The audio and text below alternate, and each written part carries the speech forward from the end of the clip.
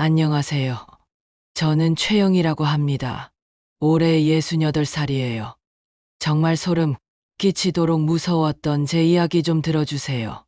지금도 그때 일을 떠올리면 등골이 서늘해지거든요. 작년 5월 남편을 잃고 혼자 사는 게 너무 외로워서 시골 마을로 이사를 했습니다. 서울 아파트에서 30년을 살았는데 남편이 떠나고 나니 그 넓은 집이 무덤처럼 느껴지더라고요. 아들 녀석은 미국에 있고 친구들도 하나둘 고향으로 내려가고, 그래서 저도 경상도 작은 마을에 있는 단층집을 샀어요.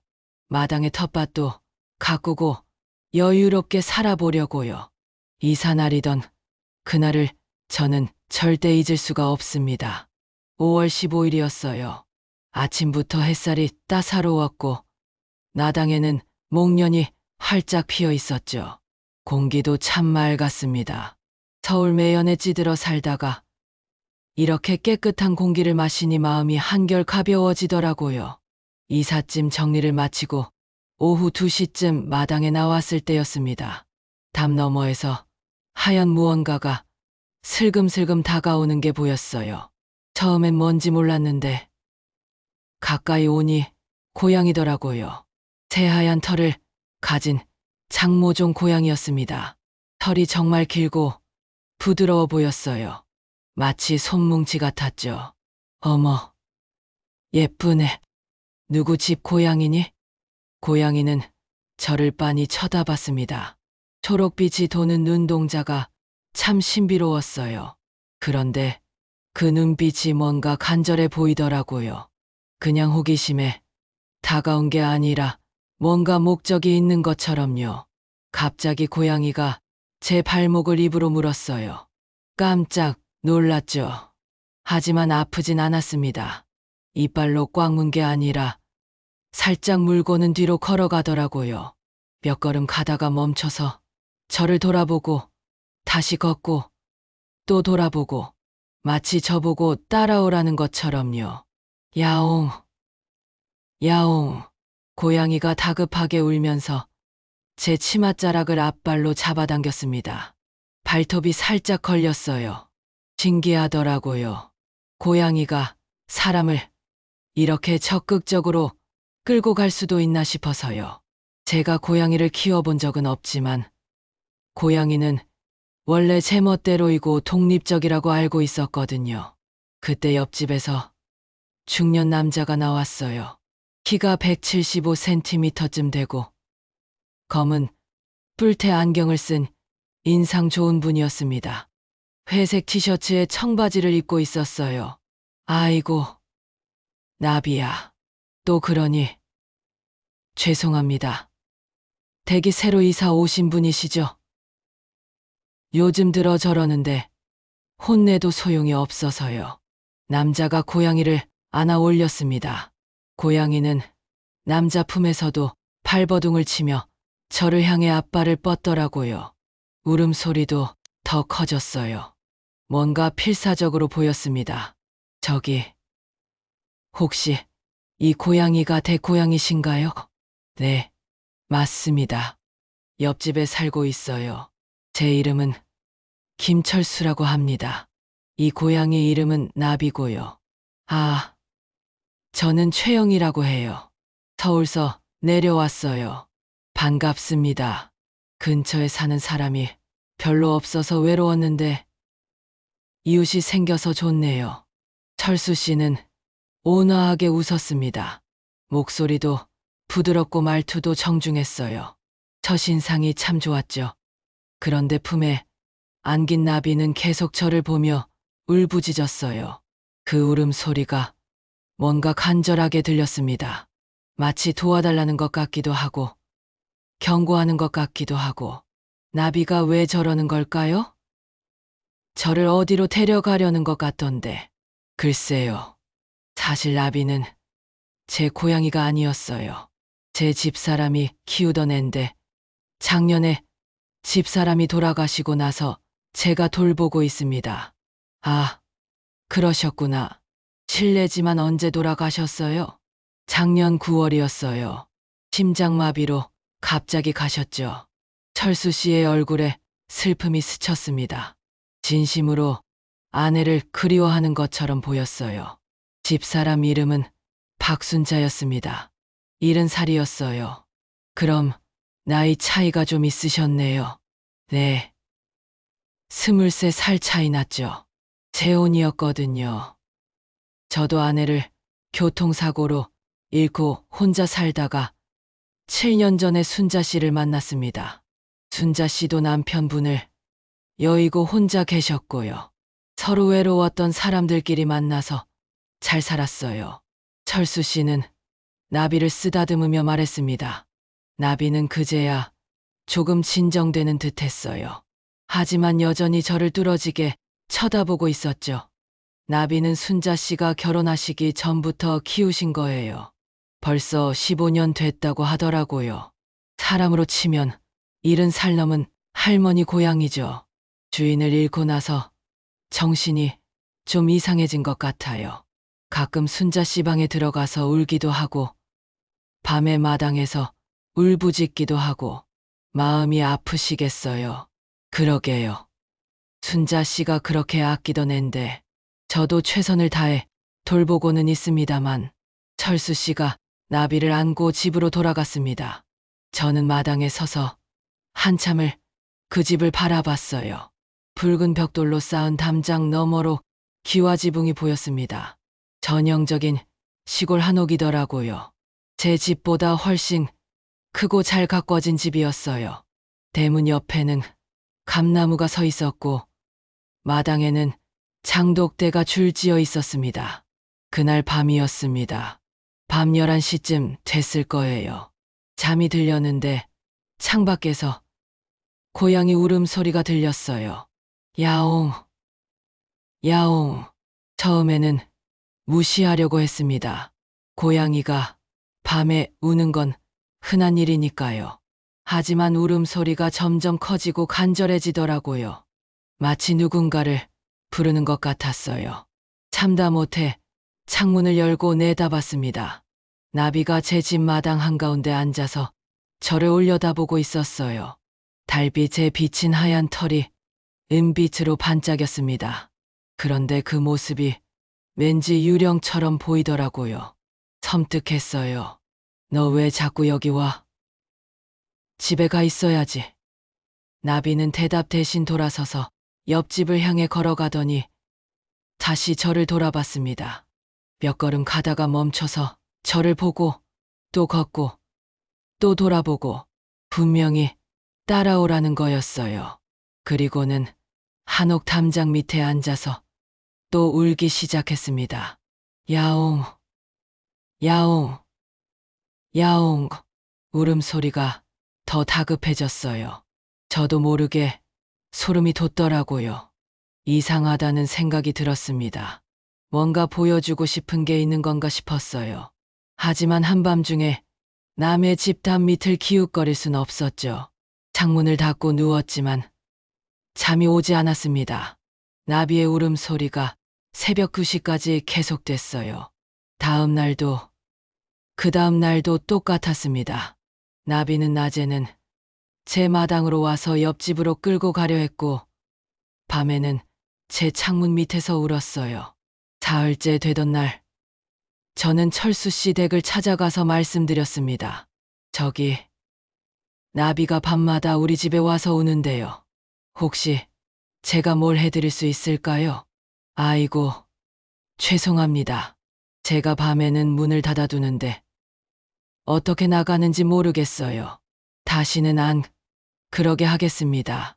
철수 씨는 정말 미안해하는 것 같았어요. 하지만 그날 밤에도 나비는 또 왔습니다. 이번에는 제 방문 앞까지 와서 문을 긁더라고요. 스르륵, 스르륵. 발톱으로 나무 문을 긁는 소리가 섬뜩하게 들렸어요. 그러던 어느 날 마을 회관에서 경로당 모임이 있었습니다. 이사 온 지 일주일쯤 지났을 때였어요. 마을 어르신들을 만나고 인사도 나눌 겸 찾아갔죠. 새로 오신 분 환영합니다. 어디서 오셨어요? 서울에서 왔어요. 남편이 돌아가시고 혼자 살기 외로워서 내려왔습니다. 그러셨구나. 우리 마을은 조용하고 좋아요. 근데 영희 씨, 옆집 나비가 자꾸 그러죠. 경로당에서 만난 이경숙 할머니가 물으셨습니다. 경숙 할머니는 80이 넘으셨는데도 정정하셨어요. 허리도 꼿꼿하고 목소리도 또렷했죠. 순자 씨와 절친한 사이였다고 하더라고요. 네, 맞아요. 매일 저를 옆집으로 끌고 가려고 해요. 밤에도 와서 울고요. 왜 그러는 걸까요? 경숙 할머니의 표정이 묘하게 변했습니다. 주름진 얼굴에 뭔가 복잡한 감정이 스쳤어요. 그 집 순자가 죽을 때도 나비가 이상했어요. 사흘 동안 마당에서 미친 듯이 울어댔다니까요. 마치 무슨 일이 생길 걸 미리 안다는 듯이. 동네 사람들이 다 기억해요. 그래요? 심장마비라고 들었는데요. 그렇긴 한데 뭔가 좀 이상했어요. 경숙 할머니가 목소리를 낮췄습니다. 주변을 살피는 것 같았어요. 순자가 철수 씨 만나고 나서 건강이 안 좋아지더라고요. 원래 팔팔했던 사람인데 70살이지만 60대처럼 건강했어요. 텃밭일도 혼자 다 하고 장도 혼자 보러 가고. 그런데 철수 씨랑 결혼하고 얼마 안 돼서 자꾸 아프다고 하더라고요. 그럴 수도 있죠. 나이가 있으시니까. 아니에요. 뭔가 달랐어요. 얼굴도 누렇게 뜨고 손도 자꾸 떨리고. 마지막 몇 달은 거의 집에만 있었어요. 철수 씨가 밖에 못 나가게 했다고 하더라고요. 경숙 할머니의 말에 뭔가 걸리는 게 있었습니다. 하지만 그때는 단순히 노안이려니 생각했어요. 그날 밤 저는 또다시 나비의 울음소리에 잠에서 깼습니다. 밤 1시였어요. 이번엔 울음소리가 더 처절했습니다. 마치 누군가를 구하려는 듯한 절박한 울음이었죠. 참다 못해 옷을 걸치고 밖으로 나갔어요. 나비가 제 마당에서 옆집 담장을 번갈아 보며 울고 있었습니다. 제가 나가자 나비가 벌떡 일어나서 담장 쪽으로 뛰어갔어요. 그리고는 담장을 올려다 보더니 다시 저를 돌아봤습니다. 거기 뭐가 있는데 그래? 나비는 또 울었어요. 저는 담장 가까이 다가갔습니다. 담 너머로 한옥 마당이 보였어요. 달빛에 비친 마당은 텅 비어 있었고 집은 조용했습니다. 아무것도 이상한 게 없어 보였어요. 그런데 그 순간 이상한 느낌이 들었습니다. 왜일까요? 나비가 저를 쳐다보는 그 눈빛이 너무나 간절했어요. 마치 나비가 뭔가를 알고 있는 것 같았거든요. 순자 씨의 죽음에 대해, 그 집에 대해 무언가 중요한 비밀을요. 제 등골에 식은땀이 흘렀습니다. 마을에 온 지 일주일밖에 안 됐는데 벌써 이상한 일에 휘말린 것 같았어요. 이사 온 지 보름쯤 지났을 때였어요. 나비의 이상한 행동은 계속됐지만 저는 마을 생활에 적응하느라 바빴습니다. 텃밭에 상추랑 고추를 심었고 경로당에도 자주 나갔어요. 마을 어르신들이 참 따뜻하게 대해주셨거든요. 그날은 오후 3시쯤이었을 거예요. 마당에서 풀을 뽑고 있는데 철수 씨가 찾아왔습니다. 손에 큰 수박을 들고 있더라고요. 영희 씨, 댁에 계세요? 수박 좀 가져왔어요. 학교 학부모님이 주신 건데 혼자 먹기만 하서요. 어머, 감사합니다. 들어오세요. 철수 씨는 정말 친절한 사람이었어요. 말씨도 부드럽고 배려심도 많았죠. 마당 의자에 앉아서 차를 마시며 이야기를 나눴습니다. 서울에는 자녀분이 계시다고 들었어요. 네. 아들이 하나 있는데 미국에서 일해요. 1년에 한 번 올까 말까 해요. 외로워서 이렇게 내려온 거죠. 그러셨군요. 저도 자식이 없어요. 첫 번째 부인하고는 아이를 못 가졌고 순자 씨는 워낙 나이가 있으셔서 철수 씨의 얼굴에 쓸쓸함이 스쳤습니다. 순자 씨는 어떤 분이셨어요? 참 좋은 분이었어요. 활달하고 유머도 있고 이 집이 원래 순자 씨 집이었거든요. 순자 씨 남편분이 일찍 돌아가시고 혼자 사셨는데 제가 들어온 거죠. 순자 씨가 저보다 훨씬 부자였어요. 철수 씨가 웃으며 말했습니다. 이 집이 꽤 크던데요. 땅도 많고, 네. 이 마을에서 제일 큰 집이에요. 논도 있고 밭도 있고 다 순자 씨 재산이었죠. 순자 씨가 돌아가시고 나서 제가 상속받았어요. 자식도 없으니까요. 그 말을 듣는 순간 뭔가 묘한 느낌이 들었습니다. 왜 그랬을까요? 철수 씨는 태연하게 말했지만 저는 왠지 불편했어요. 23살 아래 남자와 결혼한 70살 할머니, 그리고 1년도 안 돼서 돌아가신 할머니, 그리고 모든 재산을 상속받은 남편. 순자 씨가 갑자기 돌아가셔서 많이 놀라셨겠어요. 그럼요.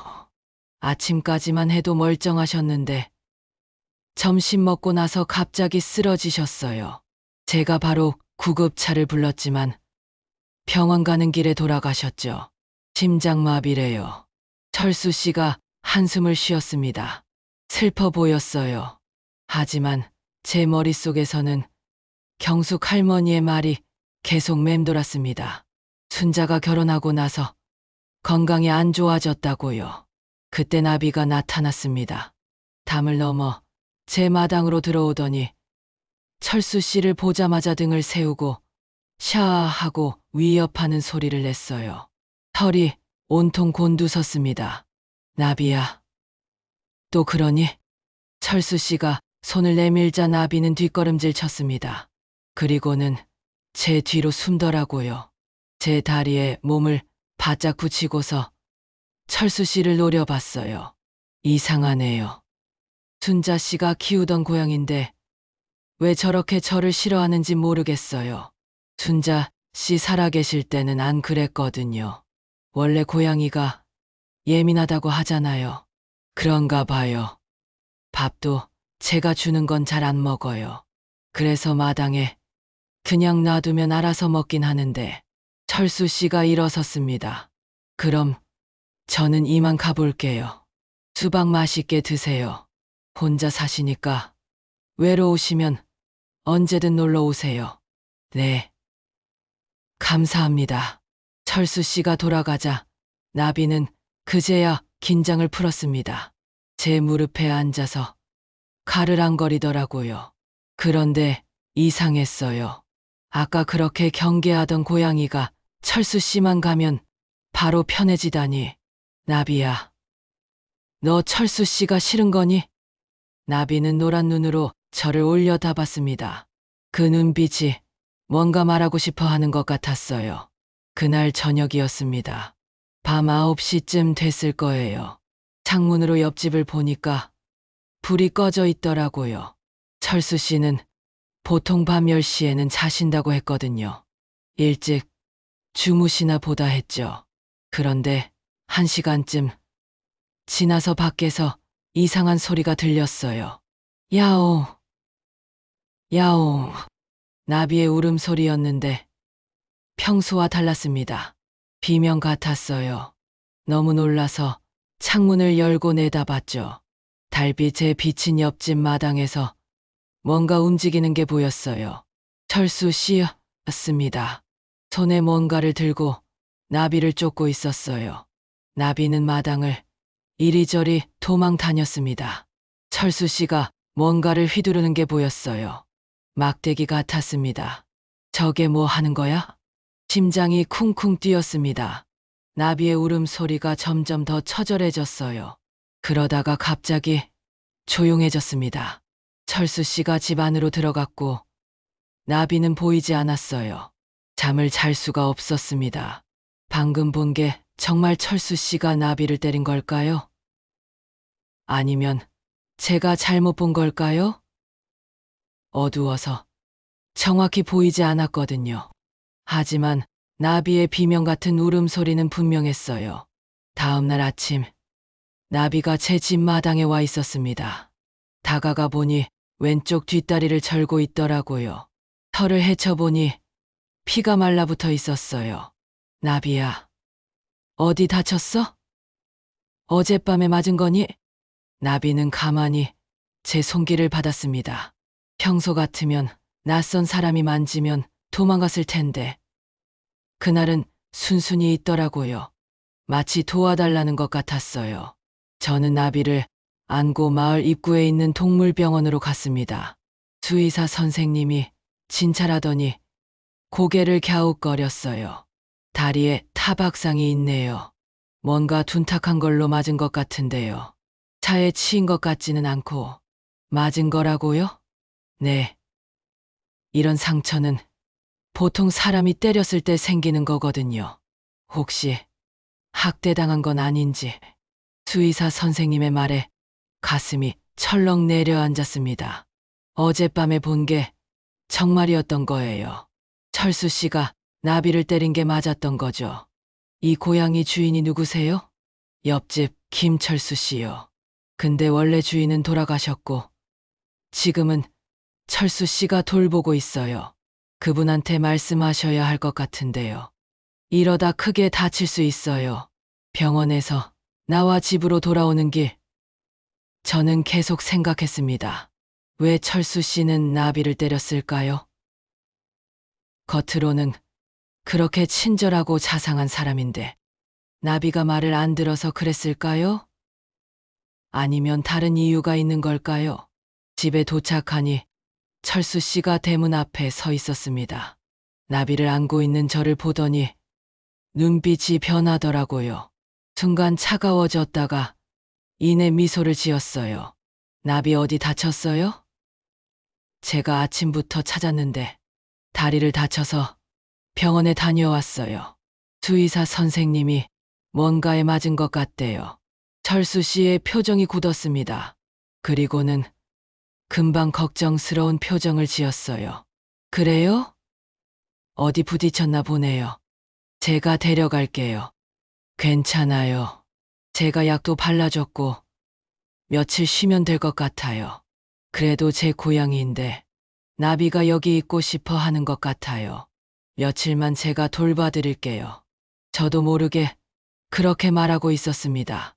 왜 그랬을까요? 나비를 철수 씨한테 보내고 싶지 않았어요.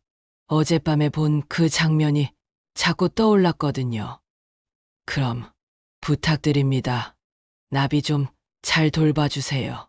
철수 씨가 돌아갔습니다. 그 뒷모습을 보면서 이상한 생각이 들었어요. 저 사람이 정말 순자 씨를 사랑했을까? 아니면 다른 목적이 있었던 걸까?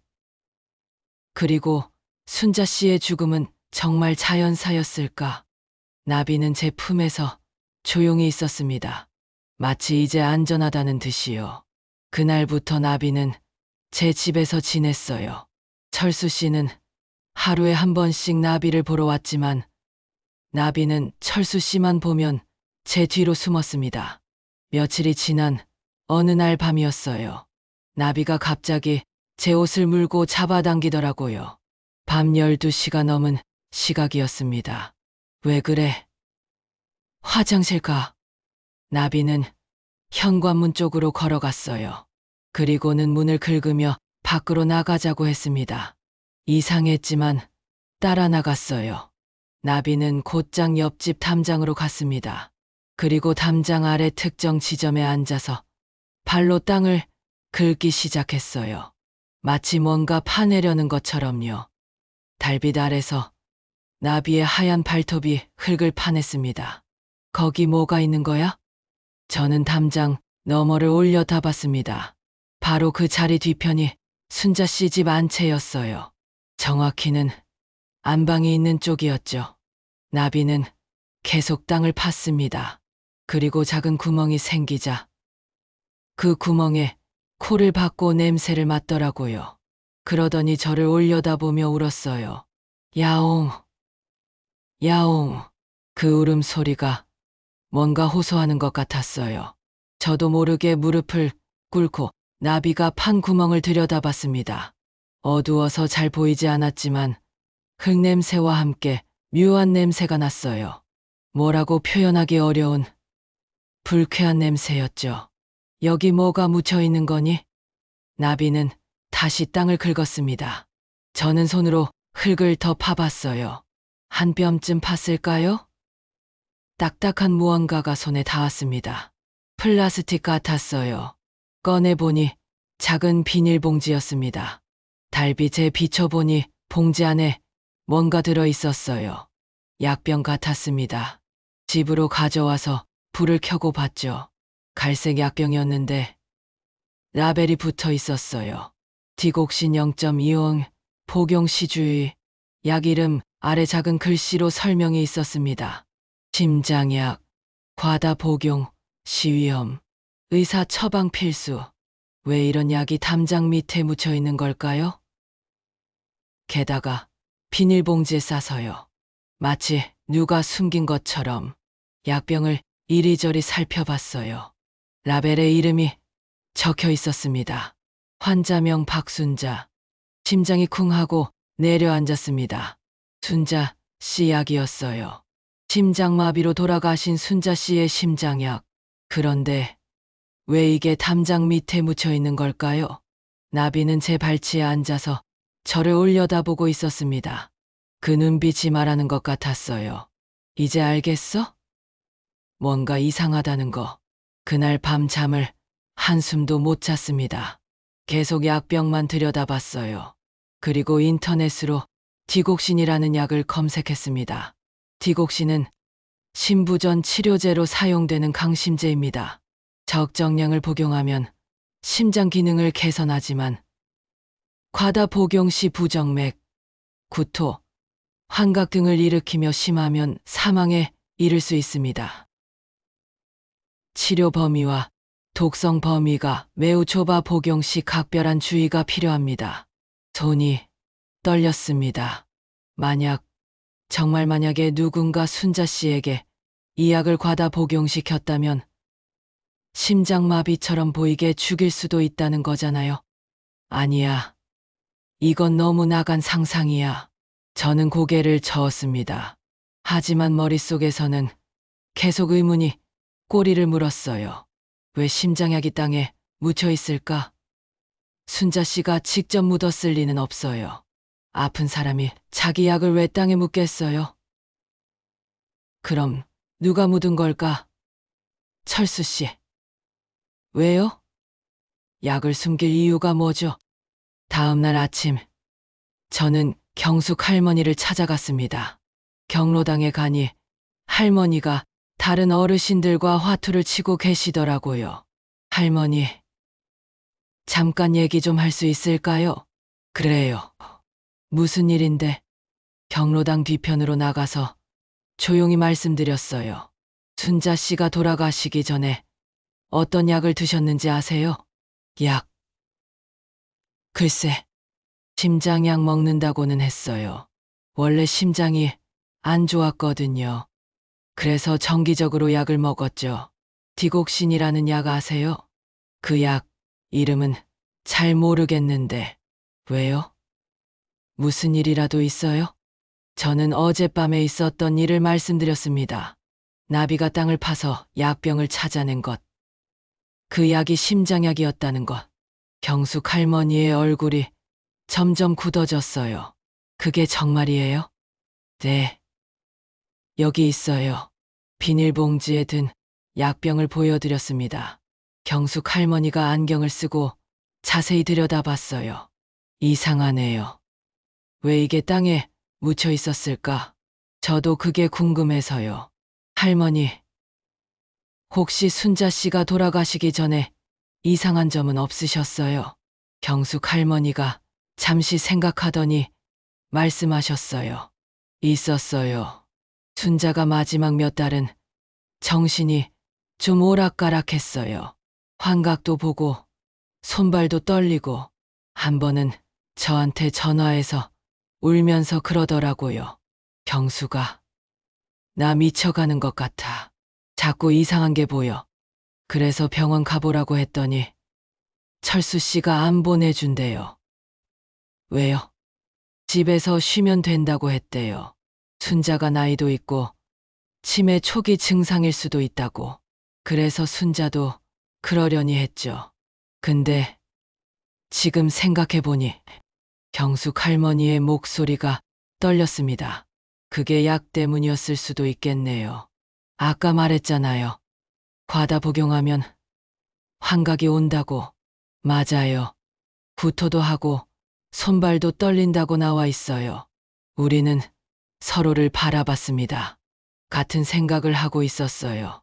혹시 철수 씨가 일부러 순자 씨에게 약을 과다 복용시킨 건 아닐까? 그래서 심장마비처럼 보이게 죽인 건 아닐까? 하지만 증거가 없어요. 이 약병만으로는 아무것도 증명할 수 없잖아요. 경숙 할머니의 말이 맞았습니다. 약병이 땅에 묻혀 있었다고 해서 그게 살인의 증거가 되는 건 아니니까요. 누가 버린 걸 수도 있고 다른 이유로 묻혔을 수도 있죠. 그래도 이건 경찰에 알려야 하는 거 아니에요? 1년이나 지난 일인데 경찰이 조사해 줄까요? 게다가 순자는 이미 화장됐어요. 부검도 못해요. 맞는 말이었습니다. 순자 씨는 돌아가신 지 사흘 만에 화장됐다고 했어요. 철수 씨가 빨리 장례를 치르자고 해서요. 그날 집으로 돌아오는 길, 저는 계속 생각에 잠겼습니다. 정말 철수 씨가 순자 씨를 죽인 걸까요? 재산 때문에? 아니면 제 착각일까요? 집에 도착하니 나비가 대문 앞에서 기다리고 있었어요. 제 발치에 와서 몸을 비비더라고요. 그리고는 또 옆집 쪽을 쳐다봤습니다. 나비야, 너는 알고 있지? 그날 무슨 일이 있었는지. 나비는 야옹하고 울었어요. 그 울음소리가 슬프게 들렸습니다. 주인을 잃은 슬픔과 아무도 믿어주지 않는 답답함이 섞인 울음 같았어요. 그날 밤, 나비는 제 침대 발치에서 잤습니다. 평소에는 혼자 이불 위에서 자는데 그날은 제 발을 꼭 붙잡고 자더라고요. 마치 저를 지키려는 것처럼요. 저는 천장을 바라보며 생각했습니다. 나비가 저를 옆집으로 끌고 가려고 했던 이유를 이제 알 것 같았어요. 나비는 증거를 보여주고 싶었던 거예요. 순자 씨가 어떻게 돌아가셨는지, 그 집에 어떤 비밀이 있는지. 그런데 나비가 저를 선택한 이유는 뭘까요? 왜 하필 저였을까요? 문득 깨달았습니다. 저도 순자 씨처럼 혼자 사는 노인이었어요. 외로워서 이 마을에 왔고, 철수 씨 같은 사람에게 쉽게 속을 수 있는 사람. 나비는 저를 경고하려고 했던 게 아닐까요? 순자 씨처럼 되지 말라고. 등골이 서늘해졌습니다. 그리고 결심했어요. 진실을 밝혀내야겠다고. 순자 씨를 위해서, 그리고 나비를 위해서, 그리고 무엇보다 저 자신을 위해서요. 약병을 발견하고 나서 일주일쯤 지났을 때였어요. 저는 철수 씨를 피하기 시작했습니다. 마주치면 인사는 했지만 예전처럼 차를 마시거나 이야기를 나누지는 않았어요. 철수 씨가 이상하게 느꼈는지 어느 날 찾아왔습니다. 영희 씨, 요즘 안 좋은 일 있으세요? 피하시는 것 같아서요. 아니에요. 그냥 몸이 좀 안 좋아서 집에만 있었어요. 그러세요? 그럼 제가 약이라도 사다 드릴까요? 저희 학교 양호 선생님한테 물어볼게요. 친절한 말투였지만 왠지 부담스러웠습니다. 약이라는 단어만 들어도 순자 씨 생각이 났거든요. 괜찮아요. 푹 쉬면 나을 것 같아요. 철수 씨가 돌아간 후 나비가 제 무릎에 올라와 앉았어요. 그리고는 창문 너머 철수 씨가 들어가는 집을 뚫어지게 쳐다봤습니다. 저는 나비의 머리를 쓰다듬으며 말했어요. 나비야, 우리 그 집에 대해 더 알아봐야 할 것 같아. 뭔가 더 있을 거야. 나비가 저를 올려다보며 야옹하고 울었어요. 마치 그러자고 동의하는 것 같았죠. 다음 날 저는 마을 이장님을 찾아갔습니다. 정민호 이장님은 60대 중반으로 이 마을에서 40년을 사신 분이었어요. 마을 일은 뭐든지 아시는 분이죠. 이장님, 혹시 순자 씨 집 일에 대해 여쭤봐도 될까요? 순자 씨요. 무슨 일인데요? 순자 씨가 돌아가시기 전에 재산 정리 같은 걸 하셨는지 궁금해서요. 이장님의 표정이 미묘하게 변했습니다. 왜 갑자기 그런 걸 물어보세요? 사실은 저는 약병 이야기를 꺼냈습니다. 이장님은 심각한 얼굴로 들으시더니 한숨을 쉬셨어요. 그 일이 있었을 때 저도 좀 이상하다고 생각했어요. 순자 씨가 돌아가시기 한 달 전쯤이었나? 저를 찾아오셨어요. 유 원장을 고치고 싶다고요. 유 원장이요? 네. 순자 씨는 원래 재산을 경숙 씨랑 같이 다니던 절에 기부하려고 했대요. 자식도 없고 하니까. 근데 철수 씨랑 결혼하고 나서 유 원장을 바꿨죠. 전 재산을 철수 씨한테 주는 걸로요. 그게 이상한 건가요? 부부니까 당연하다고 생각할 수도 있죠. 근데 그 한 달 전에 순자 씨가 저한테 다시 바꾸고 싶다고 한 거예요. 철수 씨한테 주지 말고 원래대로 절에 기부하고 싶다고요. 가슴이 두근거렸습니다. 그래서요? 근데 그게 마지막이었어요. 그 이후로 순자 씨를 못 봤거든요. 철수 씨가 순자 씨 건강이 안 좋아서 밖에 못 나온다고 했어요. 그리고 한 달 후에 돌아가셨죠. 유 원장은 바꾸셨어요? 아니요. 결국 철수 씨한테 다 간 거죠.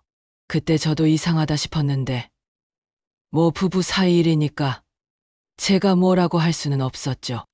이장님의 말을 듣고 집으로 돌아오는 길 머릿속이 복잡했습니다. 순자 씨가 유 원장을 바꾸려고 했다는 것. 그런데 그 직후에 건강이 악화됐다는 것. 그리고 한 달 만에 돌아가셨다는 것.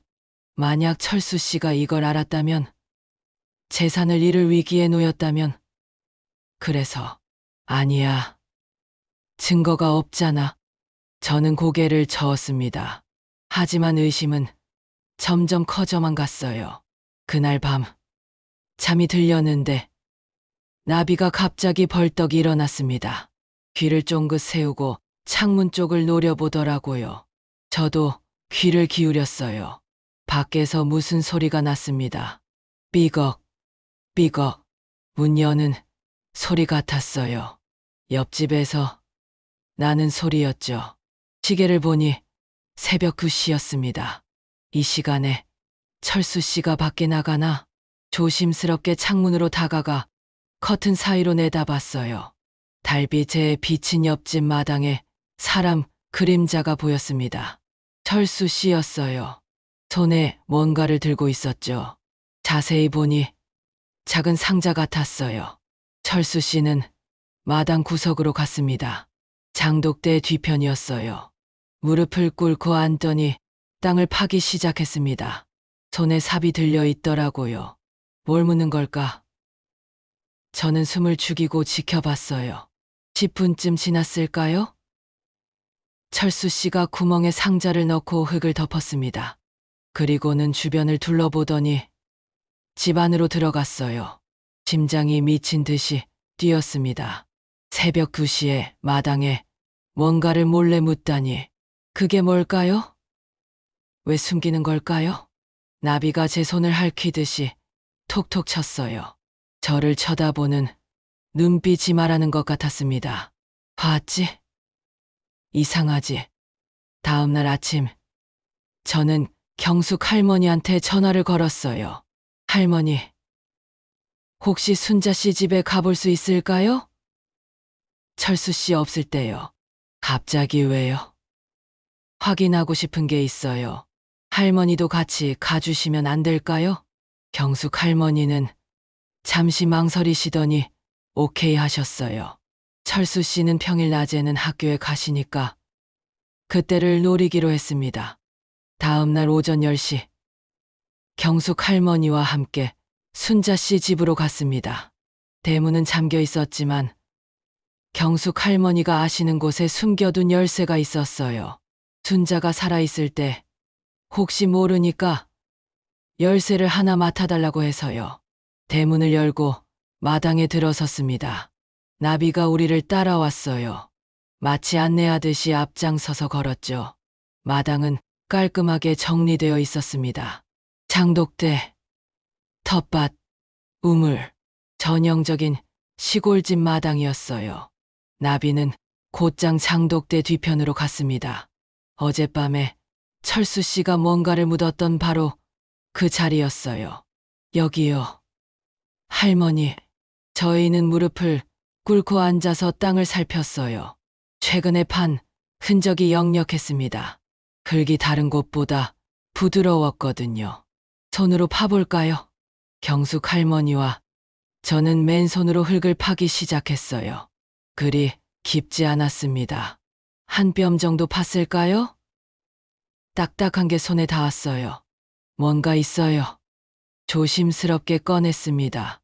작은 철제 상자였어요. 자물쇠가 채워져 있었지만 녹슬어서 쉽게 부러졌습니다. 뚜껑을 열었어요. 안에는 여러 가지가 들어 있었습니다. 먼저 눈에 띈 건 통장이었어요. 순자 씨 명의의 통장 3개가 있었습니다. 이게 왜 여기 묻혀 있지? 경숙 할머니가 통장을 펼쳐봤어요. 잔액이 적혀 있었습니다. 한 통장에 3천만 원, 다른 통장에 5천만 원, 마지막 통장에 7천만 원, 합계 1억 5천만 원이었어요. 순자 재산이 이렇게 많았나? 할머니, 이것 좀 보세요. 제가 발견한 건 서류 묶음이었습니다. 부동산 등기부등본이었어요. 이 집과 논, 밭의 소유권이 적혀 있었죠. 순자 씨 명의였습니다. 그런데 이상한 게 있었어요. 서류 사이에 백지 위임장이 여러 장 껴 있었습니다. 순자 씨 도장이 찍혀 있었지만 위임 내용은 비어 있었어요. 이게 뭐예요? 경숙 할머니가 서류를 자세히 보시더니 얼굴이 하얗게 질렸습니다. 이거 나쁜 사람들이 쓰는 수법이에요. 백지 위임장에 도장을 미리 받아두고 나중에 아무 내용이나 써넣는 거죠. 재산을 넘기라든지 집을 팔라든지. 그럼 철수 씨가 이걸로 순자 씨 재산을? 그럴 수도 있어요. 근데 왜 이게 여기 묻혀 있을까요? 저는 생각했습니다. 철수 씨가 순자 씨한테서 받은 백지 위임장, 그걸로 재산을 넘기려고 했는데 순자 씨가 돌아가시는 바람에 이미 상속으로 받게 됐죠. 그럼 이 서류들은 필요 없어진 거예요. 증거만 될 뿐이죠. 그래서 몰래 땅에 묻어 숨긴 게 아닐까요? 상자맨 아래에는 작은 수첩이 있었습니다. 펼쳐보니 순자 씨 필체로 뭔가 적혀 있었어요. 철수가 이상하다. 자꾸 서류에 도장을 찍으라고 한다. 내용도 안 보여주고 불안하다. 요즘 몸이 이상하다. 약을 먹는데도 점점 나빠진다. 어지럽고 토할 것 같다. 철수가 병원 가지 말라고 한다. 집에서 쉬면 된다고. 왜 그럴까? 경숙이한테 전화하고 싶은데 핸드폰이 없어졌다. 철수가 어디 뒀는지 모른다고 한다. 무섭다. 나한테 무슨 짓을 하려는 걸까? 마지막 문장을 읽는 순간 눈물이 났습니다. 순자 씨가 얼마나 무서웠을까요? 가장 가까운 사람에게 당하는 배신이 얼마나 끔찍했을까요? 경숙 할머니도 우셨어요. 수첩을 떨리는 손으로 넘기시면서요. 순자가 이렇게 힘들어했는데 내가 왜 몰랐을까? 할머니, 잘못이 아니에요. 철수 씨가 철저히 고립시킨 거예요. 우리는 상자 안에 물건들을 다시 넣었습니다. 이건 증거예요. 경찰에 가져가야 하는 증거. 하지만 그 전에 더 확실한 게 필요했어요. 할머니, 순자 씨 방에 들어가 봐도 될까요? 그래요. 가봐요. 집 안으로 들어갔습니다. 현관을 들어서니 복도가 나왔고 오른쪽에 방문이 여러 개 있었어요. 나비가 특정 방문 앞에 서서 발로 문을 긁었습니다. 이 방이 순자 씨 방이었나 봐요. 문을 열었어요. 깔끔하게 정리된 방이었습니다. 이불도 개켜져 있고 옷장도 닫혀 있고, 하지만 뭔가 공기가 무거웠어요. 나비는 옷장 쪽으로 갔습니다. 옷장 문을 열자 순자 씨 옷들이 걸려 있었어요. 나비는 옷장 맨 안쪽을 핥히었습니다. 거기 뭐가 있는 거니? 옷들을 치우고 안쪽을 봤어요. 옷장 뒤편 벽에 작은 틈이 있었습니다. 손을 넣어보니 뭔가 걸렸어요. 조심스럽게 꺼냈습니다. 노트였어요. 오래된 공책 같았습니다. 표지에는 아무것도 안 적혀 있었지만 펼쳐보니 순자 씨 필체로 빼곡히 적혀 있었어요. 일기장이다. 첫 페이지를 읽었습니다. 오늘 철수와 결혼했다. 늦은 나이에 다시 사람을 만나다니 외롭지 않을 것 같아 기쁘다. 나비도 좋아하는 것 같다. 행복한 문장이었어요. 하지만 뒤로 갈수록 내용이 달라졌습니다. 철수가 통장을 관리하겠다고 한다. 괜찮을까? 좀 불안하다. 철수가 자꾸 서류에 도장을 찍으라고 한다. 읽어보려고 하면 화를 낸다. 나비가 철수를 피한다. 왜 그럴까? 예전에는 안 그랬는데 철수가 나비를 때렸다. 나비가 울면서 도망갔다. 왜 그런 거냐고 물으니 나비가 말을 안 들어서라고 한다. 마음이 아프다. 저는 페이지를 넘기며 읽어 내려갔어요. 순자 씨의 일기는 점점 절망적으로 변해갔습니다.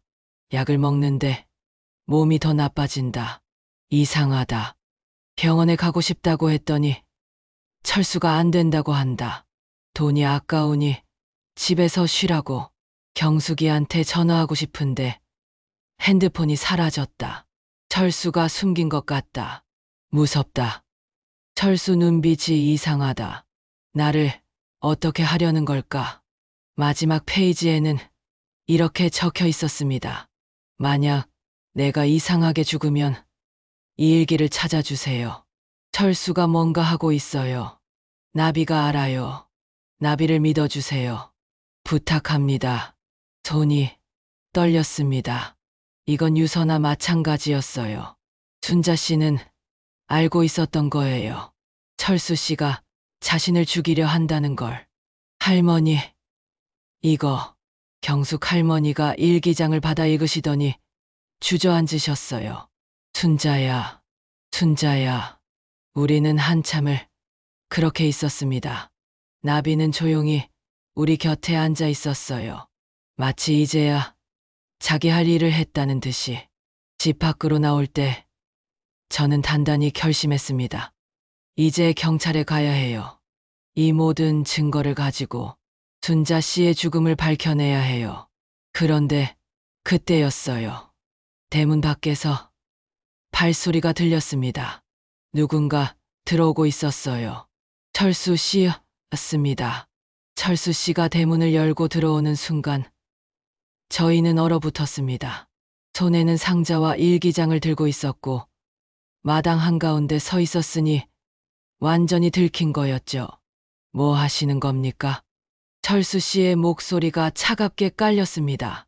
지금까지 들어본 적 없는 톤이었어요. 부드럽던 목소리가 온데간데 없고 날카롭고 위협적이었죠. 저희는 경숙 할머니가 말을 더듬으셨어요.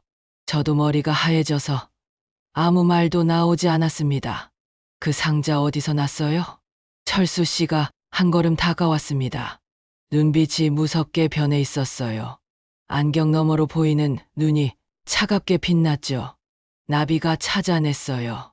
당신이 묻어둔 거 말이에요. 제가 용기를 내서 말했습니다.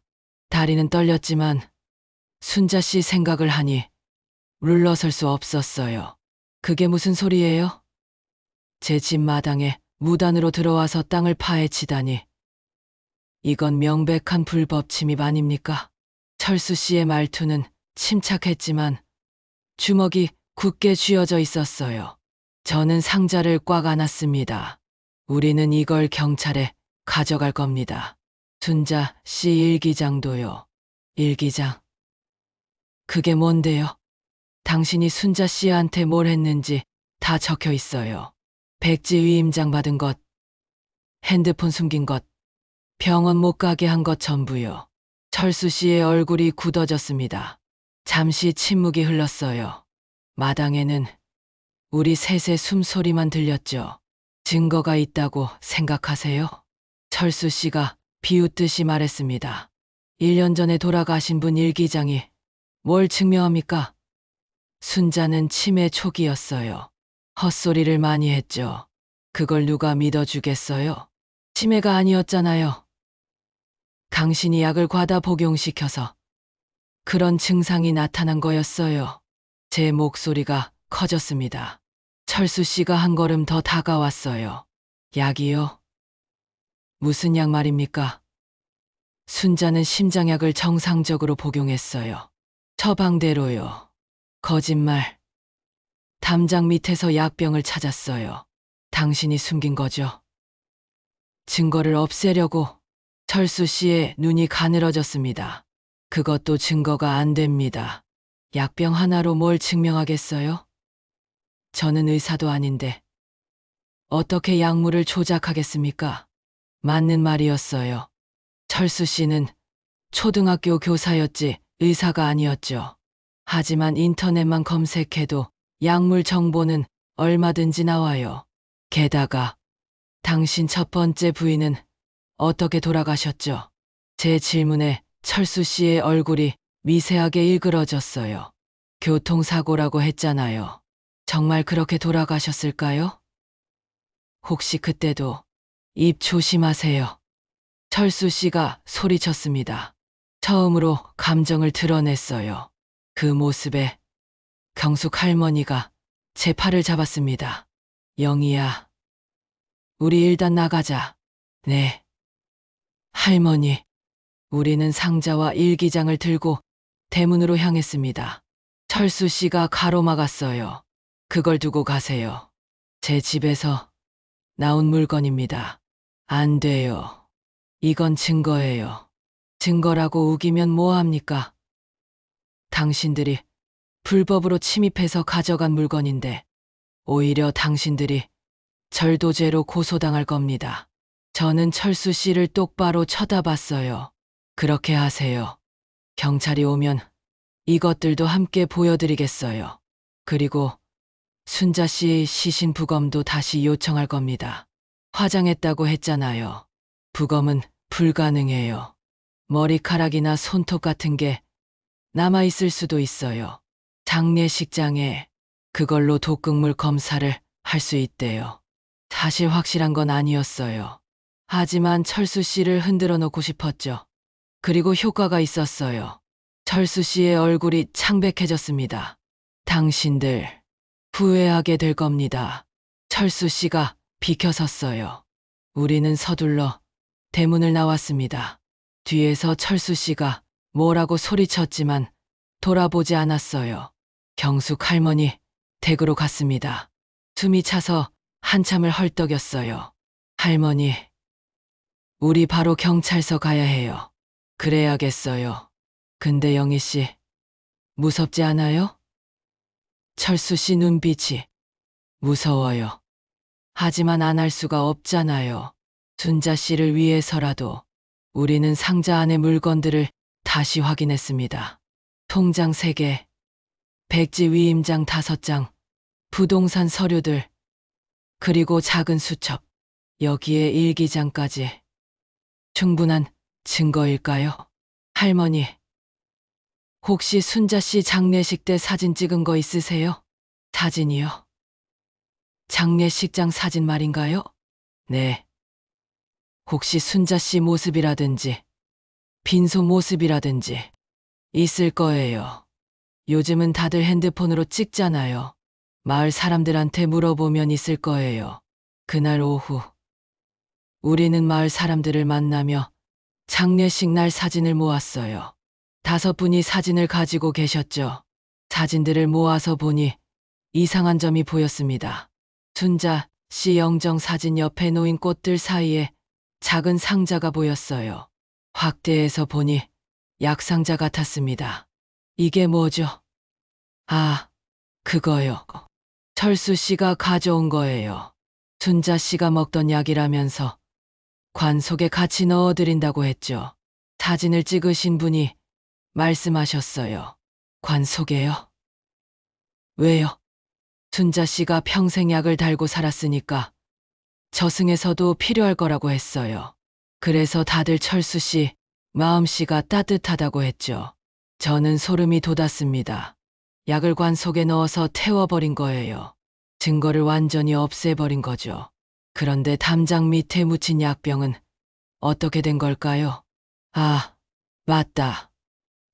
나비가 찾아낸 약병은 순자 씨가 숨겨둔 게 아니라 철수 씨가 버린 거였어요.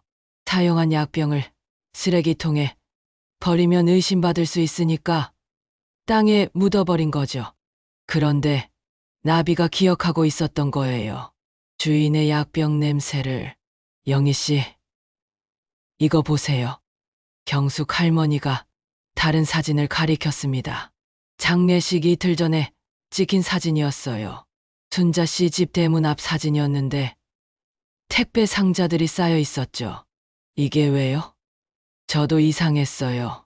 순자 씨가 돌아가시기 일주일 전부터 택배가 엄청 많이 왔거든요. 매일 서너 개씩. 근데 순자 씨는 인터넷 쇼핑 같은 거 안 하는 분이었어요. 그럼 철수 씨가 주문한 거네요. 그런 것 같아요.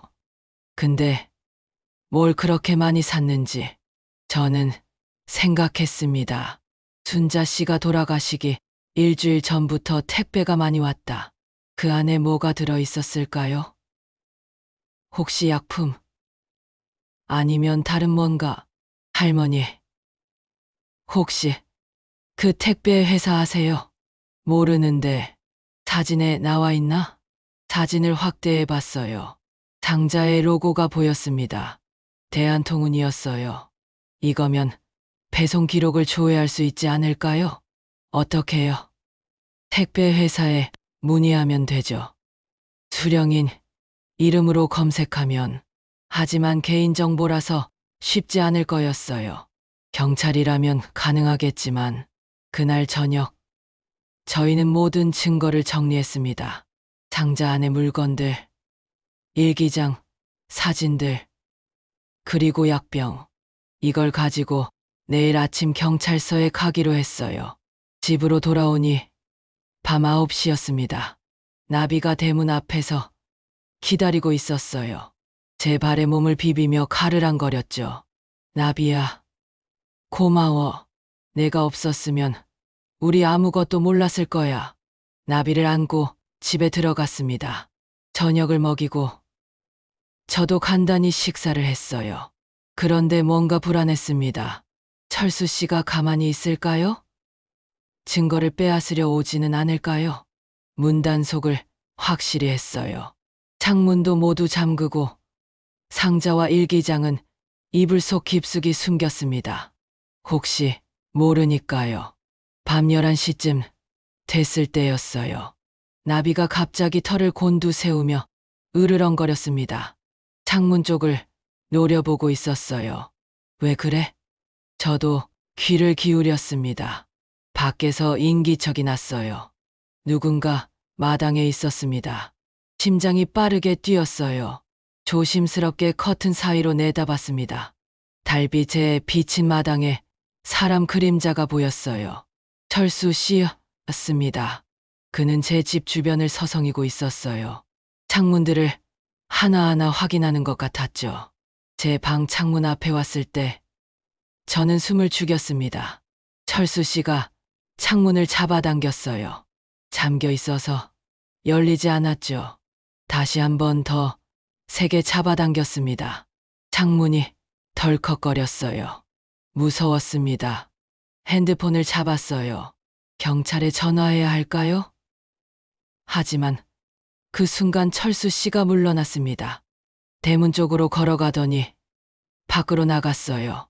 하지만 완전히 간 건 아니었어요. 담 너머에 서 있는 게 보였거든요. 제 집을 지켜보고 있었습니다. 1시간쯤 지났을까요? 철수 씨는 여전히 거기 서 있었어요. 마치 제가 나오기를 기다리는 것 같았죠. 새벽 2시가 돼서야 철수 씨가 사라졌습니다. 저는 그제야 안도의 한숨을 쉬었어요. 하지만 잠을 잘 수가 없었습니다. 나비는 제 침대 위에 올라와서 제 옆에 누웠어요. 작은 몸을 제 팔에 붙이고는 잠들었죠. 저는 나비를 쓰다듬으며 생각했습니다. 내일 아침 해가 뜨는 대로 경찰서에 가야 해요. 더 이상 미룰 수 없어요. 철수 씨가 뭔가 할 것 같았거든요. 증거를 없애거나 아니면 저희를 해치려고 들 수도 있었죠. 순자 씨도 이렇게 무서웠을까요? 가장 가까운 사람이 가장 위험한 사람이 되는 게 얼마나 끔찍했을까요? 저는 이불 속에 숨긴 상자를 만져봤습니다. 차갑고 딱딱한 철제 상자. 그 안에 순자 씨의 마지막 호소가 담겨 있었어요. 제발 나를 믿어주세요. 나비를 믿어주세요. 저는 속삭였습니다. 믿어요. 순자 씨. 이제 진실을 밝혀낼게요. 약속해요. 창밖에서 바람 소리가 들렸습니다. 마치 누군가 대답하는 것 같았어요. 다음 날 아침 7시, 저는 경숙 할머니한테 전화를 걸었어요. 할머니, 지금 바로 경찰서 갑시다. 어젯밤에 철수 씨가 우리 집 주변을 서성였어요. 뭐라고요? 정말이에요? 네. 창문도 열어보려고 했어요. 더 이상 기다리면 안 될 것 같아요. 알았어요. 30분 후에 만나요. 제가 차 가지고 갈게요. 전화를 끊고 씻으려는데 밖에서 노크 소리가 들렸습니다. 대문을 두드리는 소리였어요. 심장이 철렁했죠. 영희 씨. 저예요. 철수 씨 목소리였습니다. 아침 7시에 웬일일까요? 뭐 하러 오셨어요? 문을 열지 않고 물었습니다. 어젯밤 일은 죄송합니다.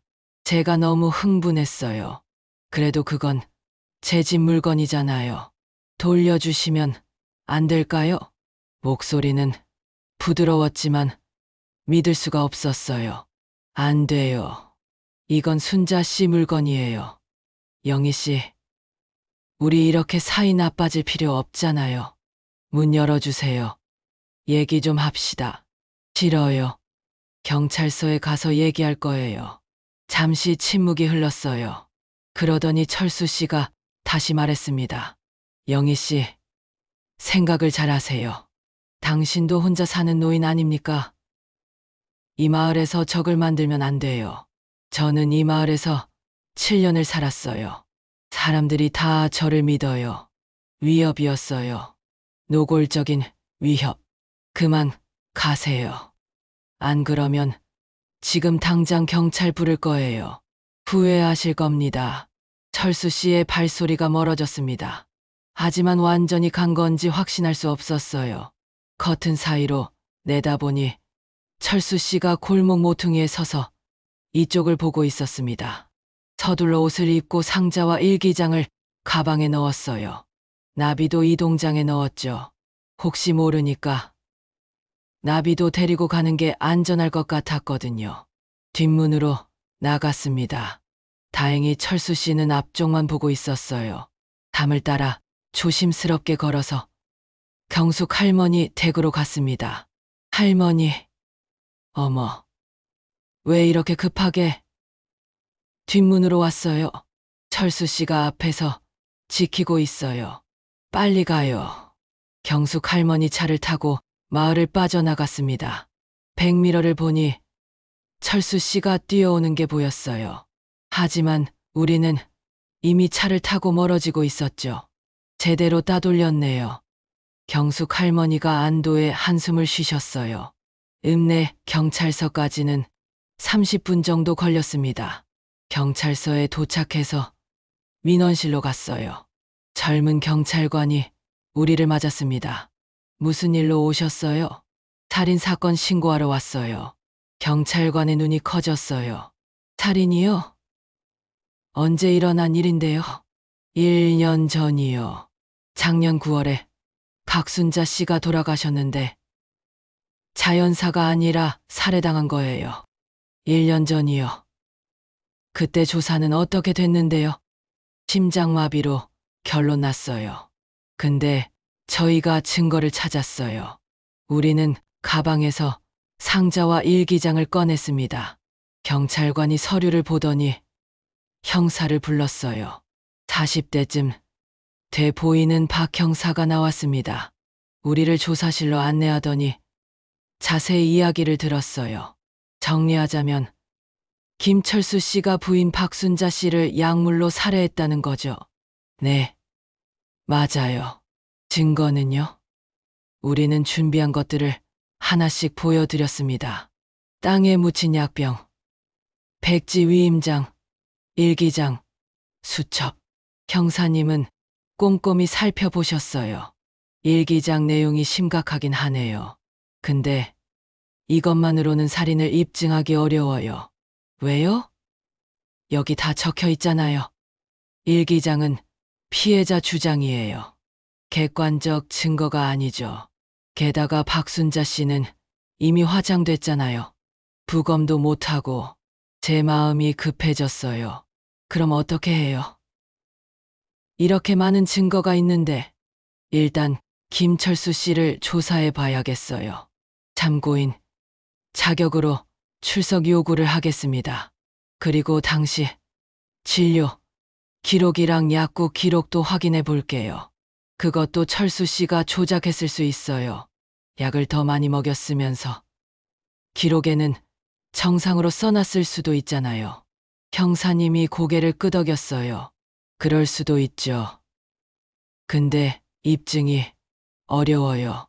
피해자 시신이 없으니까요. 장례식장에 머리카락이나 손톱 같은 게 남아있지 않을까요? 1년이나 됐는데 어려울 것 같은데 그래도 확인은 해보겠습니다. 우리는 경찰서를 나왔습니다. 뭔가 찝찝했어요. 형사님이 적극적으로 수사할 것 같지 않았거든요. 할머니, 이거 제대로 수사나 할까요? 글쎄요. 증거가 약한 것도 사실이에요.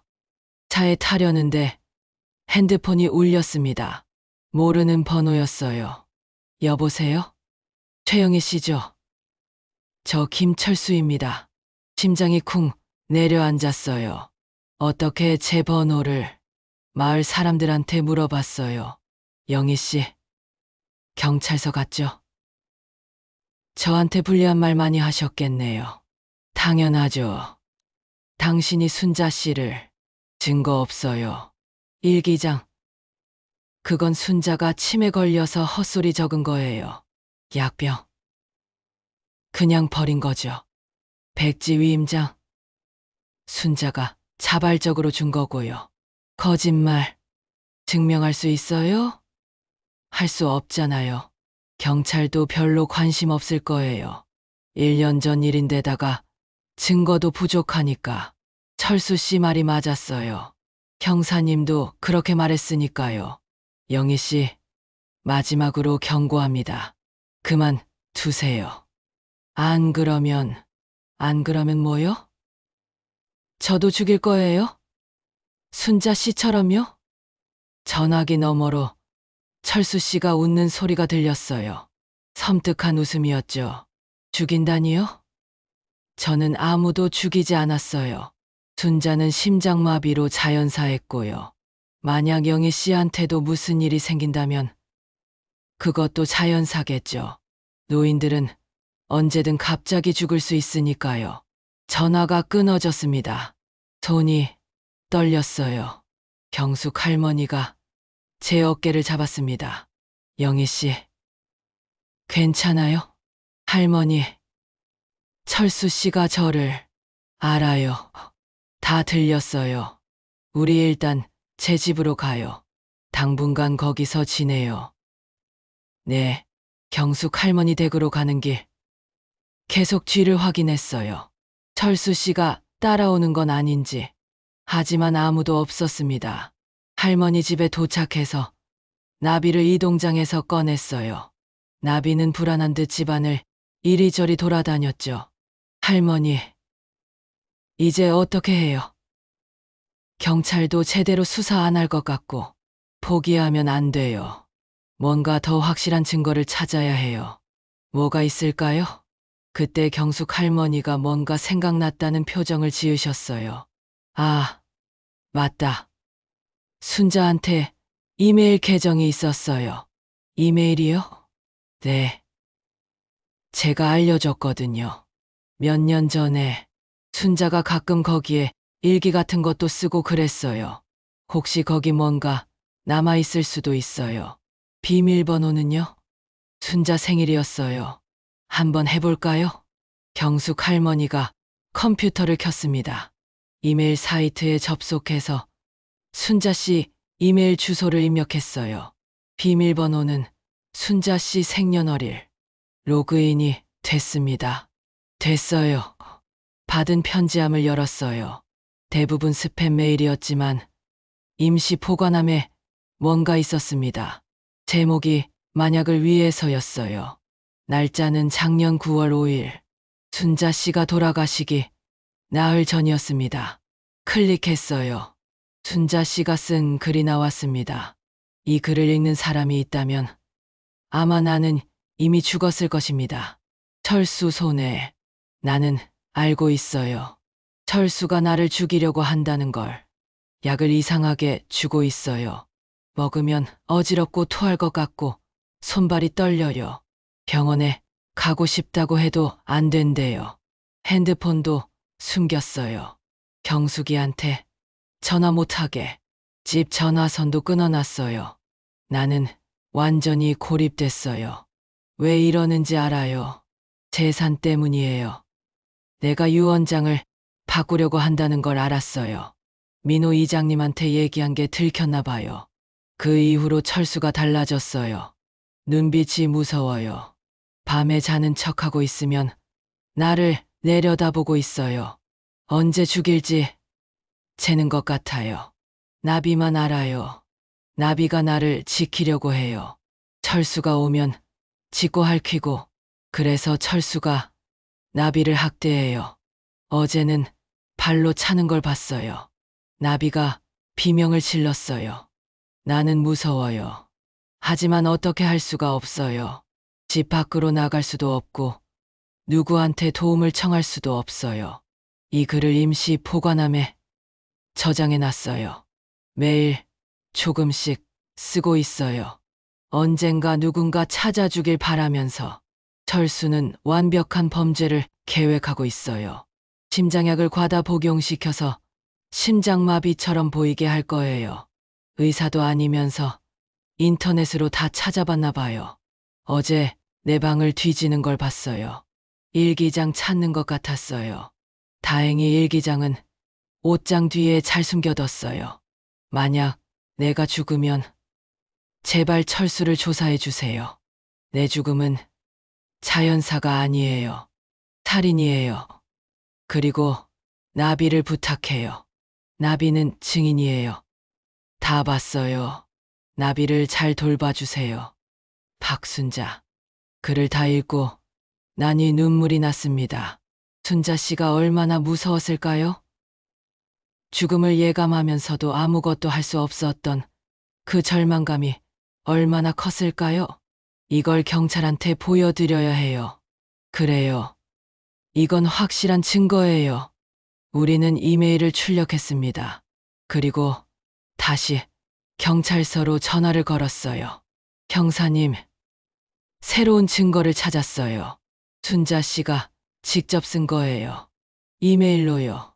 철수 씨가 자기를 죽이려 한다고 써놨어요. 정말이에요? 그럼 지금 바로 가져오세요. 이건 중요한 증거가 될 수 있어요. 희망이 보였습니다. 이제 경찰도 제대로 수사할 거예요. 철수 씨를 잡을 수 있을 거예요. 우리는 다시 차를 타고 경찰서로 향했습니다. 그런데 마을 입구를 지나는데 철수 씨 차가 보였어요. 우리를 향해 오고 있었습니다. 할머니, 저 차 봤어요. 어떡하죠? 그냥 가요. 경찰서까지 가는 거예요. 철수 씨 차가 우리 차 뒤를 따라왔습니다. 점점 거리를 좁혀왔어요. 경숙 할머니가 속도를 냈습니다. 할머니, 조심하세요. 알아요. 철수 씨 차가 바짝 붙었습니다. 그러더니 옆으로 나란히 왔어요. 철수 씨가 창문을 내리고 소리쳤습니다. 차 세우세요. 싫어요. 철수 씨 차가 우리 차에 살짝 부딪혔어요. 꽝. 차가 흔들렸습니다. 할머니, 괜찮아요. 경숙 할머니가 핸들을 꽉 잡았어요. 하지만 철수 씨가 또 들이받았습니다. 이번엔 더 세게. 차가 도로 옆으로 밀려났어요. 타이어가 도랑에 걸렸습니다. 안 돼. 차가 멈춰 섰습니다. 시동이 꺼졌어요. 경숙 할머니가 다시 시동을 걸었지만 걸리지 않았습니다. 철수 씨가 차에서 내렸습니다.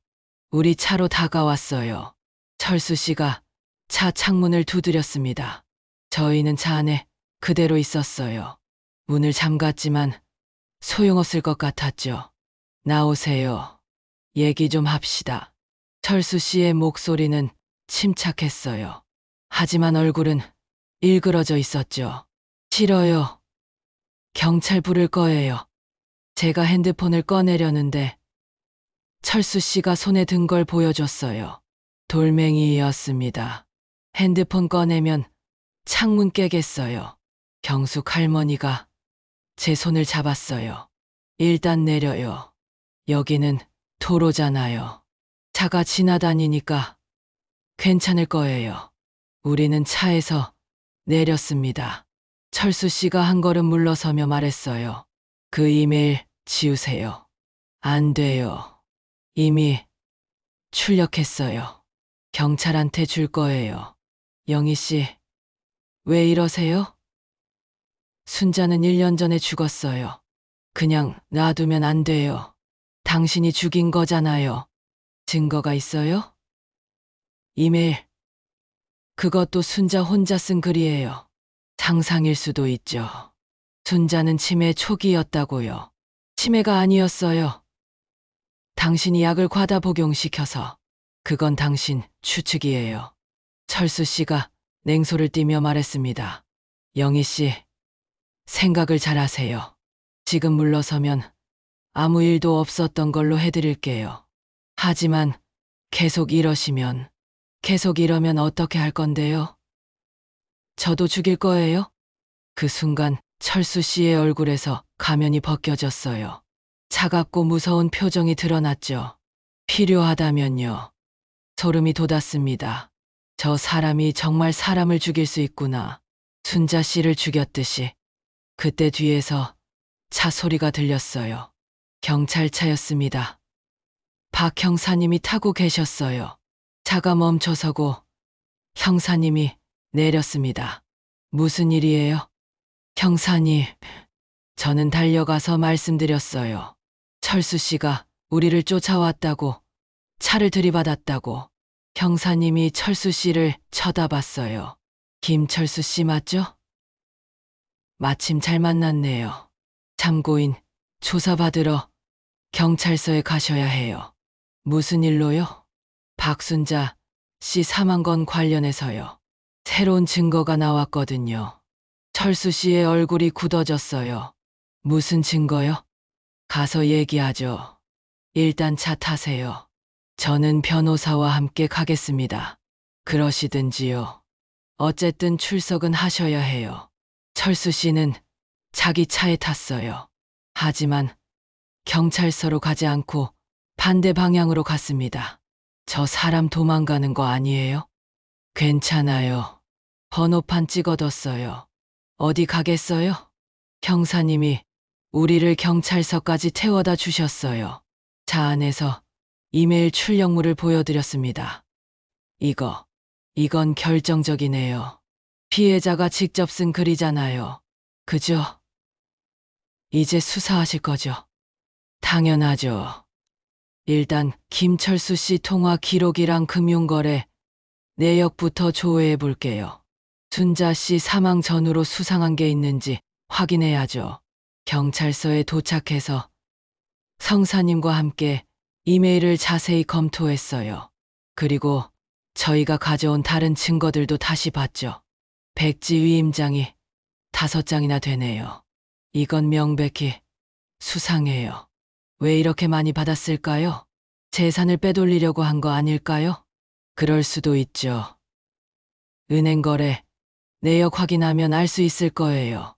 형사님이 컴퓨터로 뭔가를 검색했어요. 김철수 씨 계좌 내역이 나오는데, 이거 좀 이상한데요. 뭐가요? 순자 씨 사망한 달 전부터 철수 씨 계좌로 돈이 들어왔어요. 순자 씨 계좌에서요. 매주 500만 원씩 4번에 걸쳐서 2천만 원. 순자 씨가 준 거예요? 아니면 철수 씨가 무단으로 이체한 거죠. 백지 위임장을 이용해서요. 증거가 하나씩 쌓여갔습니다. 형사님은 계속 조사를 했어요. 그리고 택배 기록도 확인해 봤어요. 순자 씨 집으로 온 택배들요. 대부분 철수 씨 명의로 주문된 거였어요. 뭘 주문했는데요? 건강식품이요. 근데 이상한 게 전부 해외 직구예요. 중국이랑 동남아시아에서 온 거예요. 왜 해외에서 사왔을까요? 국내에서는 안 파는 것들이니까요. 규제가 약한 나라에서 파는 건강식품들. 그 안에 뭐가 들어있는지 알 수 없죠. 혹시 약물이 섞여 있을 수도 있다는 거예요? 가능성이 있어요. 디곡신 같은 약물을 건강식품처럼 위장해서 팔 수도 있으니까요. 형사님이 전화를 걸었어요. 국립과학수사연구원이었습니다. 네. 저 경남경찰청 박민수 형사입니다. 1년 전에 화장된 시신인데 혹시 머리카락이나 조직 샘플이 남아 있을까요? 한참 통화를 하시더니 고개를 저었어요. 역시 안 되네요. 화장하면서 다 타버렸대요. 그럼 어떻게 해요? 약물 검사를 못하는 거잖아요. 다른 방법이 있어요. 순자 씨가 다니던 병원 기록을 확인하는 거죠. 사망 전에 혈액 검사 같은 거 했으면 샘플이 남아있을 수도 있어요. 형사님이 병원에 전화를 걸었습니다. 순자 씨가 마지막으로 검진받았던 보건소였어요. 네. 작년 8월에 건강검진을 받으셨군요. 혈액 샘플이 남아있나요? 네. 정말이에요? 감사합니다. 형사님이 전화를 끊고 저희를 봤어요. 이때요. 혈액 샘플이 냉동 보관되어 있대요. 1년치는 보관한대요. 그럼 그걸로 약물 검사를 할 수 있어요? 네. 디곡신 같은 약물이 과다하게 검출되는지 확인할 수 있어요. 드디어 확실한 증거를 잡을 수 있게 됐어요. 형사님은 바로 영장을 신청했습니다. 혈액 샘플 확보 영장이랑 철수 씨 체포 영장이요.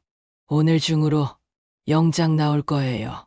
그럼 바로 김철수 씨를 체포하겠습니다. 감사합니다. 형사님, 우리는 경찰서에서 기다렸어요. 영장이 나오기까지 서너 시간 걸린다고 했습니다. 그동안 저희는 조서를 작성했어요. 그동안 있었던 일들을 하나하나 진술했죠. 오후 5시쯤 형사님이 들어오셨어요. 영장 나왔어요. 지금 바로 김철수 씨 집으로 갑니다. 두 분은 여기서 기다리세요. 저희도 같이 가면 안 돼요. 안 됩니다. 위험할 수 있어요. 여기서 기다려주세요. 형사님과 경찰관 4명이 출동했어요. 우리는 민원실에서 초조하게 기다렸습니다. 1시간쯤 지났을까요? 형사님한테서 전화가 왔어요. 집에 없어요. 김철수 씨가 안 보여요. 어디 간 거예요? 모르겠어요.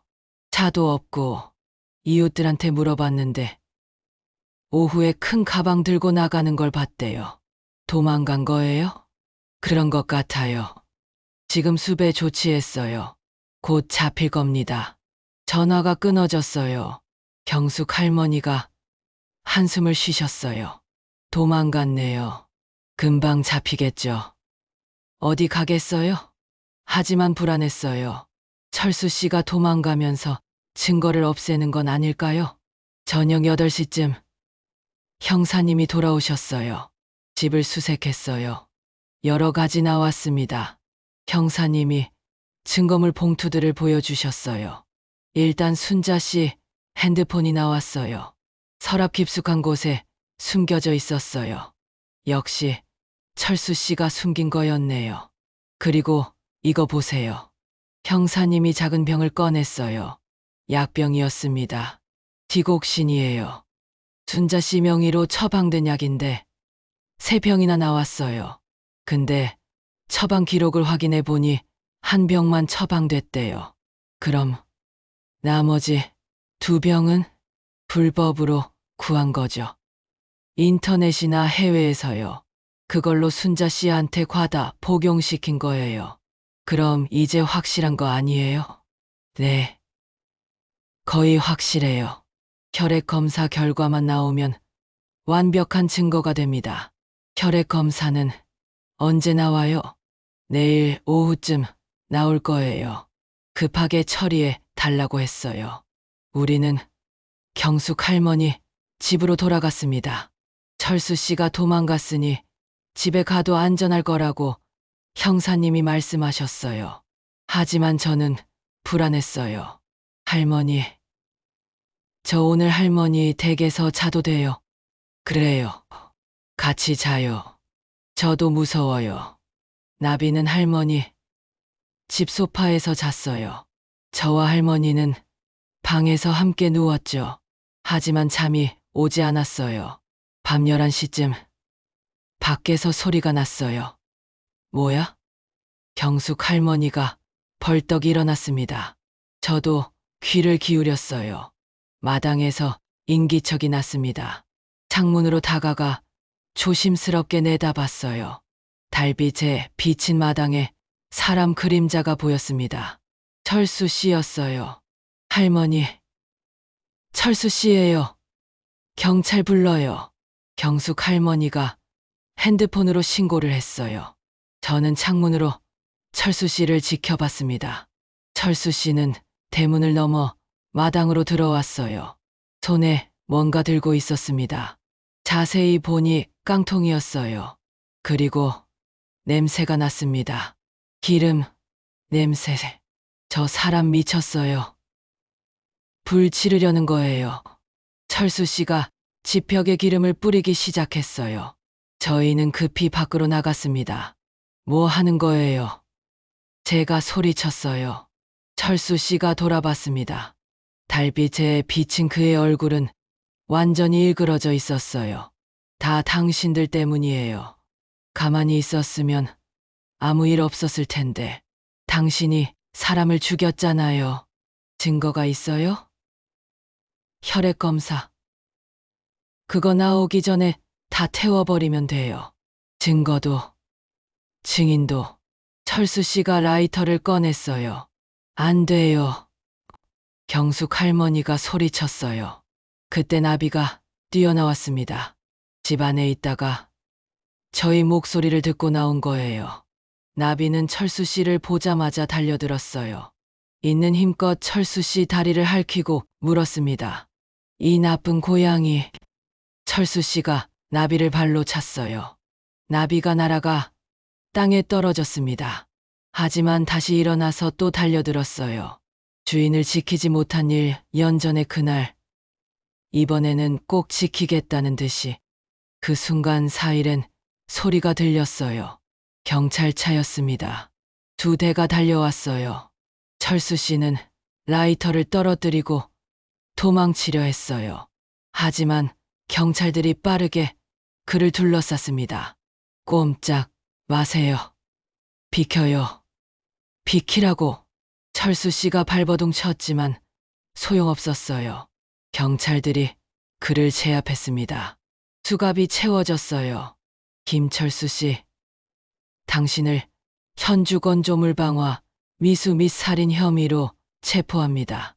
철수 씨가 경찰차에 실려갔어요. 저는 나비를 안아들었습니다. 나비는 다리를 다쳤지만 꼬리를 흔들고 있었어요. 나비야, 고마워. 내가 지켜줬구나. 나비가 제 얼굴을 핥았어요. 눈물이 났습니다. 다음 날 오후 형사님한테서 전화가 왔어요. 혈액 검사 결과 나왔어요. 디곡신 농도가 정상치의 5배였어요. 명백한 약물 과다 복용이에요. 그럼, 네. 박순자 씨는 살해당한 겁니다. 김철수 씨가 디곡신을 과다 복용시켜서 심장마비를 유발한 거예요. 완전히 계획적인 살인이었습니다. 철수 씨는 뭐래요? 처음엔 부인했는데 증거들을 보여주니까 결국 자백했어요. 재산 때문에 죽였다고요. 순자 씨가 유 원장 바꾸려는 걸 알고 서둘러 살해한 거래요. 첫 번째 부인은요? 그것도 조사 중이에요. 당시 사고 기록을 다시 들여다보고 있어요. 수상한 점이 좀 있거든요. 전화를 끊고 경숙 할머니한테 말씀드렸어요. 할머니, 끝났어요. 철수 씨가 자백했대요. 할머니가 우셨어요. 순자야, 이제 편히 쉴 수 있겠구나. 저도 눈물이 났어요. 순자 씨를 직접 만나보지는 못했지만 그분의 고통을 조금이나마 알게 됐으니까요. 나비는 제 무릎에 앉아서 조용히 있었어요. 1년 동안 혼자 진실을 알고 있었던 나비. 아무도 믿어주지 않았지만 포기하지 않았던 나비. 나비야, 이제 됐어. 순자 씨 원수를 갚았어. 나비가 야옹하고 울었어요. 슬프지만 안도하는 것 같은 울음이었죠. 재판은 2달 후에 시작됐어요. 김철수는 살인, 사기, 폭행, 현주건조물방화 미수 등 여러 혐의로 기소됐습니다. 재판 첫날, 저와 경숙 할머니는 방청석에 앉아 있었어요. 철수 씨가 피고인석에 앉았습니다. 수갑을 찬 채였죠. 예전의 온화한 모습은 온데간데 없었어요. 수척하고 초라한 모습이었습니다. 검사가 기소 내용을 낭독했어요. 피고인 김철수는 작년 9월 12일 피해자 박순자에게 심장약 디곡신을 과다 복용시켜 심장마비를 유발, 살해했습니다. 범행 동기는 피해자의 재산을 가로채기 위함이었습니다. 재판장이 물었어요. 피고인, 혐의를 인정합니까? 철수 씨가 고개를 숙였어요. 인정합니다. 방청석이 술렁거렸어요. 완전 자백이었습니다. 검사가 증거들을 제시했어요. 일기장, 이메일, 혈액 검사 결과, 불법 약물, 백지 위임장, 금융거래 내역 하나하나가 철수 씨의 범행을 증명했죠. 피고인은 피해자와 결혼한 직후부터 계획적으로 재산을 빼돌렸습니다. 그리고 피해자가 유 원장을 바꾸려 하자 살해를 결심했습니다. 철수 씨의 변호사가 반박했어요. 피고인은 깊이 반성하고 있습니다. 마음의 병으로 인한 충동적 검행이었습니다. 검사가 코웃음을 쳤어요. 충동적. 해외에서 불법 약물을 구입하고 한 달에 걸쳐 조금씩 투여한 게 충동적입니까? 이건 철저하게 계획된 살인입니다. 재판은 3달 동안 이어졌어요. 그동안 새로운 사실들이 드러났습니다. 첫 번째 부인의 죽음도 재조사가 됐어요. 교통사고로 알려졌지만 당시 브레이크에 이상이 있었다는 정비 기록이 나왔습니다.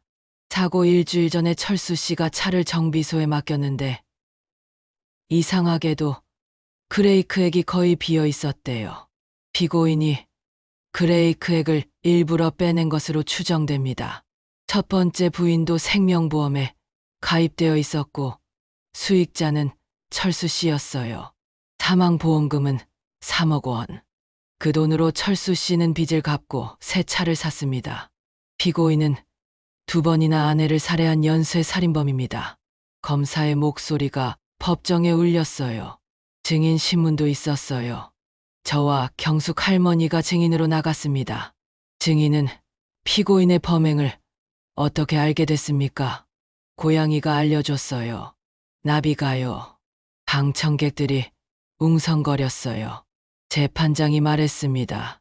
좀 더 구체적으로 설명해 주십시오. 저는 나비가 어떻게 저를 순자 씨 집으로 끌고 갔는지, 약병을 찾게 했는지, 일기장이 숨겨진 곳으로 인도했는지 설명했어요. 나비는 1년 동안 혼자 진실을 알고 있었어요. 주인이 살해당하는 걸 눈앞에서 봤지만 아무것도 할 수 없었죠. 그래서 저를 이용한 거예요. 증거를 찾아내게요. 경숙 할머니도 증언했어요. 순자는 제 절친한 친구였어요. 70년을 함께 살았죠. 순자가 얼마나 좋은 사람이었는지, 얼마나 외로웠는지, 그래서 김철수를 어떻게 믿었는지. 그런데 그 믿음을 이용해서 살해했어요. 용서할 수 없어요. 할머니가 울먹이시자 방청석 여기저기서 흐느끼는 소리가 났어요. 마지막 변론에서 검사가 말했습니다. 피고인은 약자를 노렸습니다. 외로운 노인들을 찾아가 친절하게 대하다가 재산을 빼앗고 살해했습니다. 이런 범죄가 다시는 일어나지 않도록 엄벌을 요청합니다. 판결일이 왔어요. 법정은 사람들로 가득 찼습니다. 마을 사람들도 많이 왔어요. 재판장이 판결문을 읽었어요. 피고인 김철수는 2명의 배우자를 계획적으로 살해한 흉악범입니다. 약자를 노린 비인간적 범죄로 참작할 여지가 없습니다. 피고인에게 무기징역을 선고합니다. 방청석에서 각수가 터져 나왔어요. 저도 눈물을 흘렸습니다. 정의가 실현됐어요. 철수 씨는 표정 없이 판결을 들었어요. 항소하지 않았습니다. 이미 모든 걸 포기한 것 같았죠. 재판이 끝난 후 기자들이 저를 인터뷰했어요. 고양이가 범인을 잡는데 결정적 역할을 했다고 들었는데요. 네, 맞아요. 나비가 없었으면 진실은 영원히 묻혔을 거예요. 동물의 직감을 믿으셨던 이유가 있나요? 순자 씨가 남긴 글에 이렇게 써 있었어요. 나비를 믿어주세요라고. 저는 그 말을 믿었어요. 그리고 나비는 거짓말을 하지 않았어요. 인터뷰 영상이 뉴스에 나갔어요. 많은 사람들이 나비 이야기에 감동했습니다. 전국에서 편지가 왔어요. 나비에게 간식을 보내준 사람도 있었죠. 순자 씨 재산은 원래 유언대로 절에 기부됐어요. 철수 씨가 상속받은 재산은 모두 국고로 환수됐습니다. 그리고 일부는 동물보호단체에 기부됐어요. 순자 씨를 기리는 의미로요. 마을에도 변화가 있었어요. 독거노인 보호 프로그램이 만들어졌습니다. 일주일에 한 번씩 복지사가 방문해서 안부를 확인하고 이상한 점이 없는지 살폈어요. 이런 비극이 다시는 일어나지 않게 해야죠. 이장님이 말씀하셨어요. 경로당에서도 교육을 했어요. 재혼 사기를 조심하라고, 재산 문제는 신중하게 결정하라고, 뭔가 이상하면 바로 신고하라고요. 우리가 순자를 지켜주지 못했어요. 하지만 다른 어르신들은 지킬 거예요. 경숙 할머니가 앞장서서 캠페인을 하셨어요. 저는 나비를 정식으로 입양했어요. 법적으로 제 고양이가 된 거죠. 나비는 제 집에서 편안하게 지냈습니다. 더 이상 불안해하거나 밤에 울지 않았어요. 가끔 나비가 창밖을 오래 바라볼 때가 있었어요. 옆집 순자 씨가 살던 집을 바라보면서요. 그럴 때면 저는 나비를 쓰다듬으며 말했습니다. 괜찮아, 나비야. 순자 씨는 이제 편히 쉬고 계실 거야. 내 덕분에. 그로부터 1년이 지났어요. 지금은 또다시 봄이 왔습니다. 오늘은 순자 씨 기일이에요. 저와 경숙 할머니, 그리고 나비는 순자 씨 묘에 왔습니다. 마을 공동묘지 언덕 위 벚꽃나무 아래에 순자 씨가 잠들어 계세요. 순자야, 우리 왔어. 경숙 할머니가 묘비 앞에 꽃을 놓으셨어요. 저도 향을 피웠습니다. 나비는 묘비 앞에 앉아서 한참을 가만히 있었어요. 1년 전에도 그랬듯이요. 하지만 이번에는 울지 않았습니다. 조용히 앉아서 묘비를 바라만 봤죠. 나비야, 주인한테 인사해. 나비가 앞발로 묘비를 살짝 건드렸어요. 그리고는 제품으로 돌아왔습니다. 순자 씨, 나비는 잘 지내고 있어요. 건강하고요. 저랑 경숙 할머니가 잘 돌보고 있어요. 걱정 마세요. 바람이 불어 벚꽃잎이 흩날렸어요. 하얀 꽃잎이 묘비 위에 살포시 내려앉았죠. 그리고 철수 씨는 제대로 벌받았어요. 무기징역이요. 다시는 밖으로 못 나올 거예요. 순자 씨가 남긴 증거들 덕분이에요. 경숙 할머니가 묘비를 쓰다듬으셨어요. 순자야, 내가 용감했어. 두려웠을 텐데도 증거를 남겨뒀잖아. 일기장도 쓰고 이메일도 보내고 그 덕분에 진실이 밝혀졌어. 고마워, 친구야. 우리는 한참을 그렇게 앉아 있었어요. 벚꽃이 흩날리는 봄날 오후, 고요하고 평화로웠습니다. 묘지를 내려오면서 경숙 할머니가 말씀하셨어요. 영희 씨, 요즘 마을에 새로 이사 온 할머니 있잖아요. 혼자 사시는 분. 아, 최 씨의 할머니요. 네, 그분. 어제 남자 한 명이 찾아왔더라고요. 나이도 한참 어린 사람이 자꾸 친절하게 대하면서 집안일 도와준다고 하던데 제 가슴이 철렁했어요. 혹시 모르죠. 좋은 사람일 수도 있어요. 근데 조심해야죠. 순자 일도 있고 하니까 제가 한번 찾아뵐게요. 조심하시라고 말씀드릴게요. 그래요. 우리가 지켜줘야죠. 다른 순자가 나오지 않게 집으로 돌아와서 저는 나비와 함께 마루에 앉았어요. 따뜻한 봄 햇살이 마당을 비췄습니다. 나비야, 우리가 할 일이 많구나. 다른 할머니들도 지켜줘야 해. 나비가 야옹하고 울었어요. 마치 알겠다는 듯이요. 그날 오후, 저는 최 씨 할머니 댁을 찾아갔어요. 인사도 나눌 겸 조심하시라고 말씀드리려고요. 할머니, 안녕하세요. 저 최영이라고 해요. 아이고, 어서 오세요. 차 한잔하고 가세요. 최 씨 할머니는 75살. 남편을 잃고 혼자 사신다고 했어요. 자식들은 서울에 있고요. 할머니, 혹시 최근에 낯선 남자가 찾아온 적 있으세요? 아, 그분 말인가? 참 친절한 사람이더라고. 집 앞 풀도 뽑아주고 전구도 갈아주고.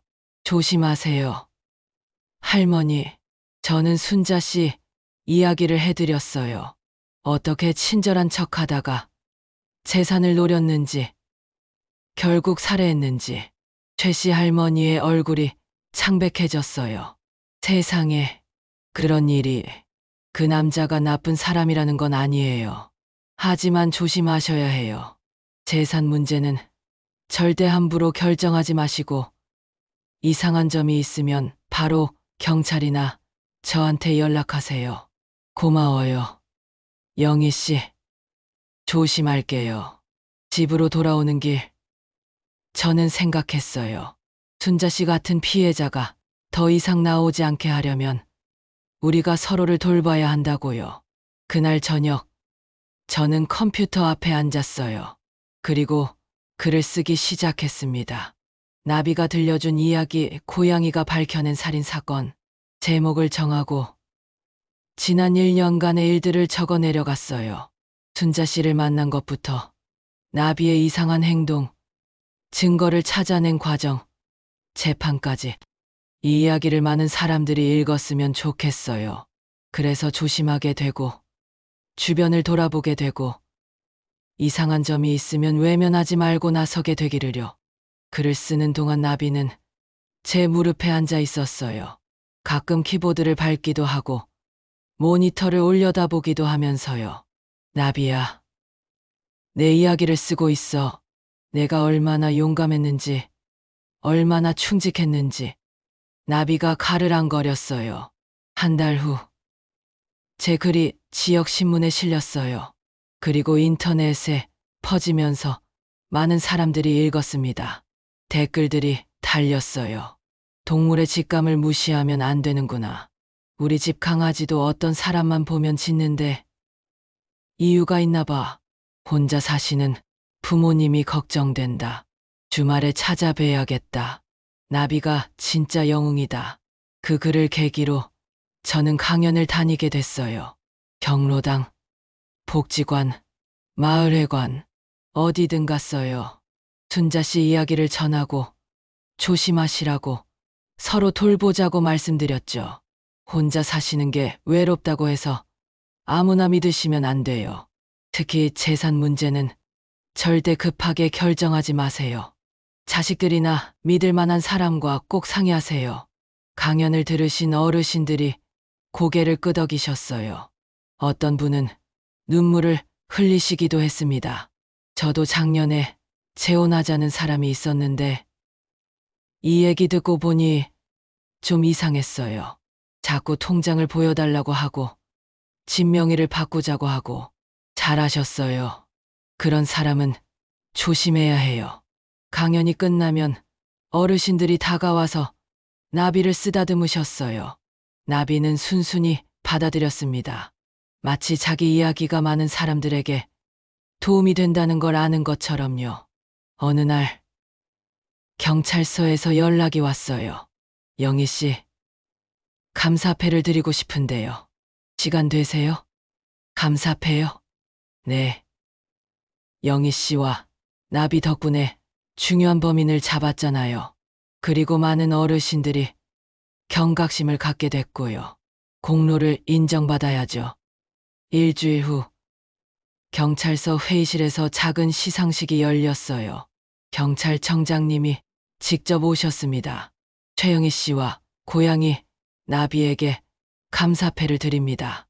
용기 있는 행동으로 진실을 밝히고 정의를 실현하셨습니다. 감사패를 받으니 뭉클했어요.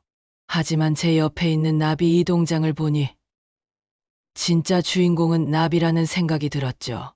나비야, 이건 내 상이야. 집으로 돌아와서 감사패를 벽에 걸었어요. 나비는 소파에 앉아서 그걸 물끄러미 바라봤습니다. 나비야, 순자 씨도 자랑스러워 하실 거야. 그날 밤, 저는 오랜만에 순자 씨 꿈을 꿨어요. 꿈속에서 순자 씨는 젊고 건강한 모습이었어요. 환하게 웃으며 나비를 안고 있었죠. 고마워요. 영희 씨, 나비 잘 돌봐줘서, 그리고 나를 잊지 않아줘서. 순자 씨, 이제 괜찮아요. 편히 쉬고 있어요. 영희 씨도 행복하세요. 나비랑 함께요. 순자 씨가 손을 흔들며 멀어졌어요. 나비도 야옹하고 울었습니다. 작별 인사 같았어요. 꿈에서 깨어나니 아침이었어요. 나비가 제 얼굴을 핥고 있었습니다. 나비야, 좋은 꿈 꿨어. 순자 씨 봤어. 나비가 꼬리를 흔들었어요. 창밖으로 햇살이 들어왔습니다. 새로운 하루가 시작되는 아침이었어요. 1년 전, 이 마을에 처음 왔을 때는 외롭고 불안했어요. 남편을 잃고 혼자가 된 게 두려웠죠. 하지만 지금은 달라요. 나비가 있고, 경숙 할머니가 있고, 마을 사람들이 있어요. 그리고 무엇보다 저는 이제 알아요. 혼자가 아니라는 걸. 서로 돌보고 지켜주면 우리는 혼자가 아니라는 거려. 나비야, 산책 갈까? 나비가 대문 앞으로 달려갔어요. 저는 목줄을 챙겨서 나비와 함께 밖으로 나갔습니다. 마을 길을 걸으며 만나는 사람들마다 인사를 나눴어요. 영희 씨, 나비 데리고 산책 가요? 네. 날씨가 좋아서요. 나비 덕분에 우리 마을이 유명해졌어요. 고양이 형사라고 뉴스에도 나왔잖아요. 사람들이 웃으며 나비를 쓰다듬었어요. 나비는 꼬리를 높이 세우고 의젓하게 걸었습니다. 공원에 도착해서 벤치에 앉았어요. 나비는 옆에 앉아서 주변을 둘러봤습니다. 아이들이 뛰어놀고 어르신들이 운동하고 평화로운 오후였어요. 나비야, 우리 참 멀리 왔다. 1년 전만 해도 무서웠는데. 나비가 저를 올려다봤어요. 초록빛 눈동자가 햇살에 반짝였습니다. 순자 씨가 너를 제게 보내줬나 봐. 나도 지켜주고 다른 사람들도 지켜주라고. 바람이 불어 나비의 하얀 털이 흩날렸어요. 저는 핸드폰을 꺼내서 아들한테 문자를 보냈어요. 아들아, 엄마 잘 지내고 있어. 고양이도 키우고 친구들도 많이 생겼어. 걱정하지 마. 다음 달에 한국 오면 나비도 소개시켜 줄게. 답장이 금방 왔어요. 엄마, 다행이다. 나비 사진 보내줘. 보고 싶어. 저는 나비 사진을 찍어서 보냈습니다. 햇살 아래 의젓하게 앉아있는 나비의 모습을요. 그리고 마음속으로 순자 씨한테 말했어요. 순자 씨, 저 이제 알았어요. 외로움을 이기는 건 다른 사람이 아니라 진심으로 서로를 아끼는 마음이라는 거려. 나비가 순자 씨를 얼마나 사랑했는지, 그래서 1년 동안 포기하지 않았는지 봤어요. 저도 그렇게 살고 싶어요. 진심으로. 용기 있게. 집으로 돌아오는 길, 경로당 앞을 지나는데 경숙 할머니가 나오셨어요. 영희야, 잠깐만. 오늘 저녁에 우리 집에서 밥 먹자. 된장찌개 끓였어. 정말요? 좋아요. 할머니, 나비도 데리고 와. 나비 좋아하는 간식 사뒀어. 저녁 무렵 나비를 데리고 경숙 할머니 댁에 갔어요. 따뜻한 된장찌개 냄새가 났습니다. 할머니, 맛있겠어요. 많이 먹어. 요즘 너무 말랐어. 밥을 먹으며 이런저런 이야기를 나눴어요. 마을 소식, 다른 어르신들 안부, 다음 주 경로당 나들이 계획. 참, 영희야, 다음 주에 시청에서 강연 요청이 왔어. 노인학대 예방 교육 해달라고. 정말요? 제가요? 응. 내 이야기를 듣고 싶대. 나비 이야기도 하고 할게요. 많은 분들이 조심하셨으면 좋겠어요. 식사를 마치고 설거지를 하는데 나비가 거실에서 야옹하고 울었어요. 나가보니 창밖을 보고 있었습니다. 옆집 순자 씨가 살던 집이 보였어요. 지금은 빈집이었습니다. 철수 씨가 감옥에 가고 나서 아무도 살지 않았죠. 나비야, 그 집이 그립니? 나비가 고개를 돌려 저를 봤어요. 슬퍼 보이지는 않았습니다. 그저 추억을 떠올리는 것 같았어요. 언젠가 좋은 사람이 들어와서 살 거야. 순자 씨도 그걸 바라실 거고. 집으로 돌아와서 저는 일기를 썼어요. 요즘 매일 쓰고 있었습니다. 순자 씨처럼요. 오늘도 좋은 하루였다. 나비와 산책하고 할머니와 저녁 먹고 평범한 일상이지만 이게 얼마나 소중한지 안다. 순자 씨 덕분에 알게 됐다. 혼자 사는 게 외롭기는 하지만 두렵지는 않다. 나비가 있고 친구들이 있고 서로 돌보는 마음이 있으니까. 내일은 최 씨 할머니 댁에 들러야겠다. 요즘 어떻게 지내시는지 확인하고, 그리고 다음 주 강연 준비도 해야지. 나비야, 오늘도 고마워. 내가 내 곁에 있어줘서. 일기를 닫고 나비를 불렀어요. 나비야, 자러 가자. 나비가 침대 위로 올라왔습니다. 제 발치에 동그랗게 말아 누웠어요. 따뜻한 무게가 느껴졌습니다. 잘 자, 나비야. 좋은 꿈 꿔. 나비가 가르랑거리며 눈을 감았어요. 저도 불을 끄고 누웠습니다.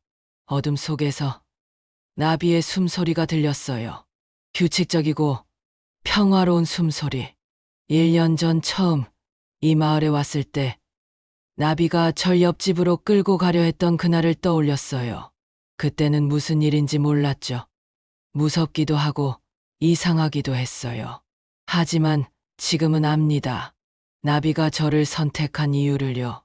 나비는 또 다른 피해자가 나오는 걸 막고 싶었던 거예요. 순자 씨처럼 외롭고 연약한 사람이 나쁜 사람한테 당하는 걸 막고 싶었던 거죠. 그래서 저를 선택했어요. 순자 씨처럼 혼자이고 외롭고 새로운 환경에 적응하려던 저를요. 깨어나라. 조심해라. 주변을 봐라. 나비가 저한테 한 말이었어요. 행동으로요. 그리고 저는 깨어났습니다. 순자 씨의 진실을 밝혀냈고 나비의 충성심을 믿었고 용기를 냈어요. 이제 저는 다른 사람들도 깨워야 해요. 조심하라고, 서로 돌보라고, 이상한 점이 있으면 외면하지 말라고요. 그게 순자 씨가 원하시는 거예요. 그게 나비가 저를 선택한 이유고요. 창밖에서 달빛이 들어왔습니다. 나비의 하얀 털이 은빛으로 빛났어요. 저는 마지막으로 속삭였습니다. 순자 씨, 편히 쉬세요. 우리가 계속 기억할게요. 그리고 당신의 이야기가 다른 사람들을 지킬 거예요. 약속해요. 바람이 불어 커튼이 살랑거렸어요. 마치 누군가 대답하는 것 같았습니다. 고마워요. 저는 미소 지으며 눈을 감았어요. 나비의 따뜻한 무게를 느끼며 평화로운 잠에 빠져들었습니다. 그리고 꿈속에서 봤어요. 벚꽃이 흩날리는 언덕 위 순자 씨가 환하게 웃으며 서 있는 모습을요. 그 옆에는 젊고 건강한 나비가 꼬리를 흔들고 있었습니다. 그들은 행복해 보였어요. 마침내 평화를 찾은 것 같았습니다.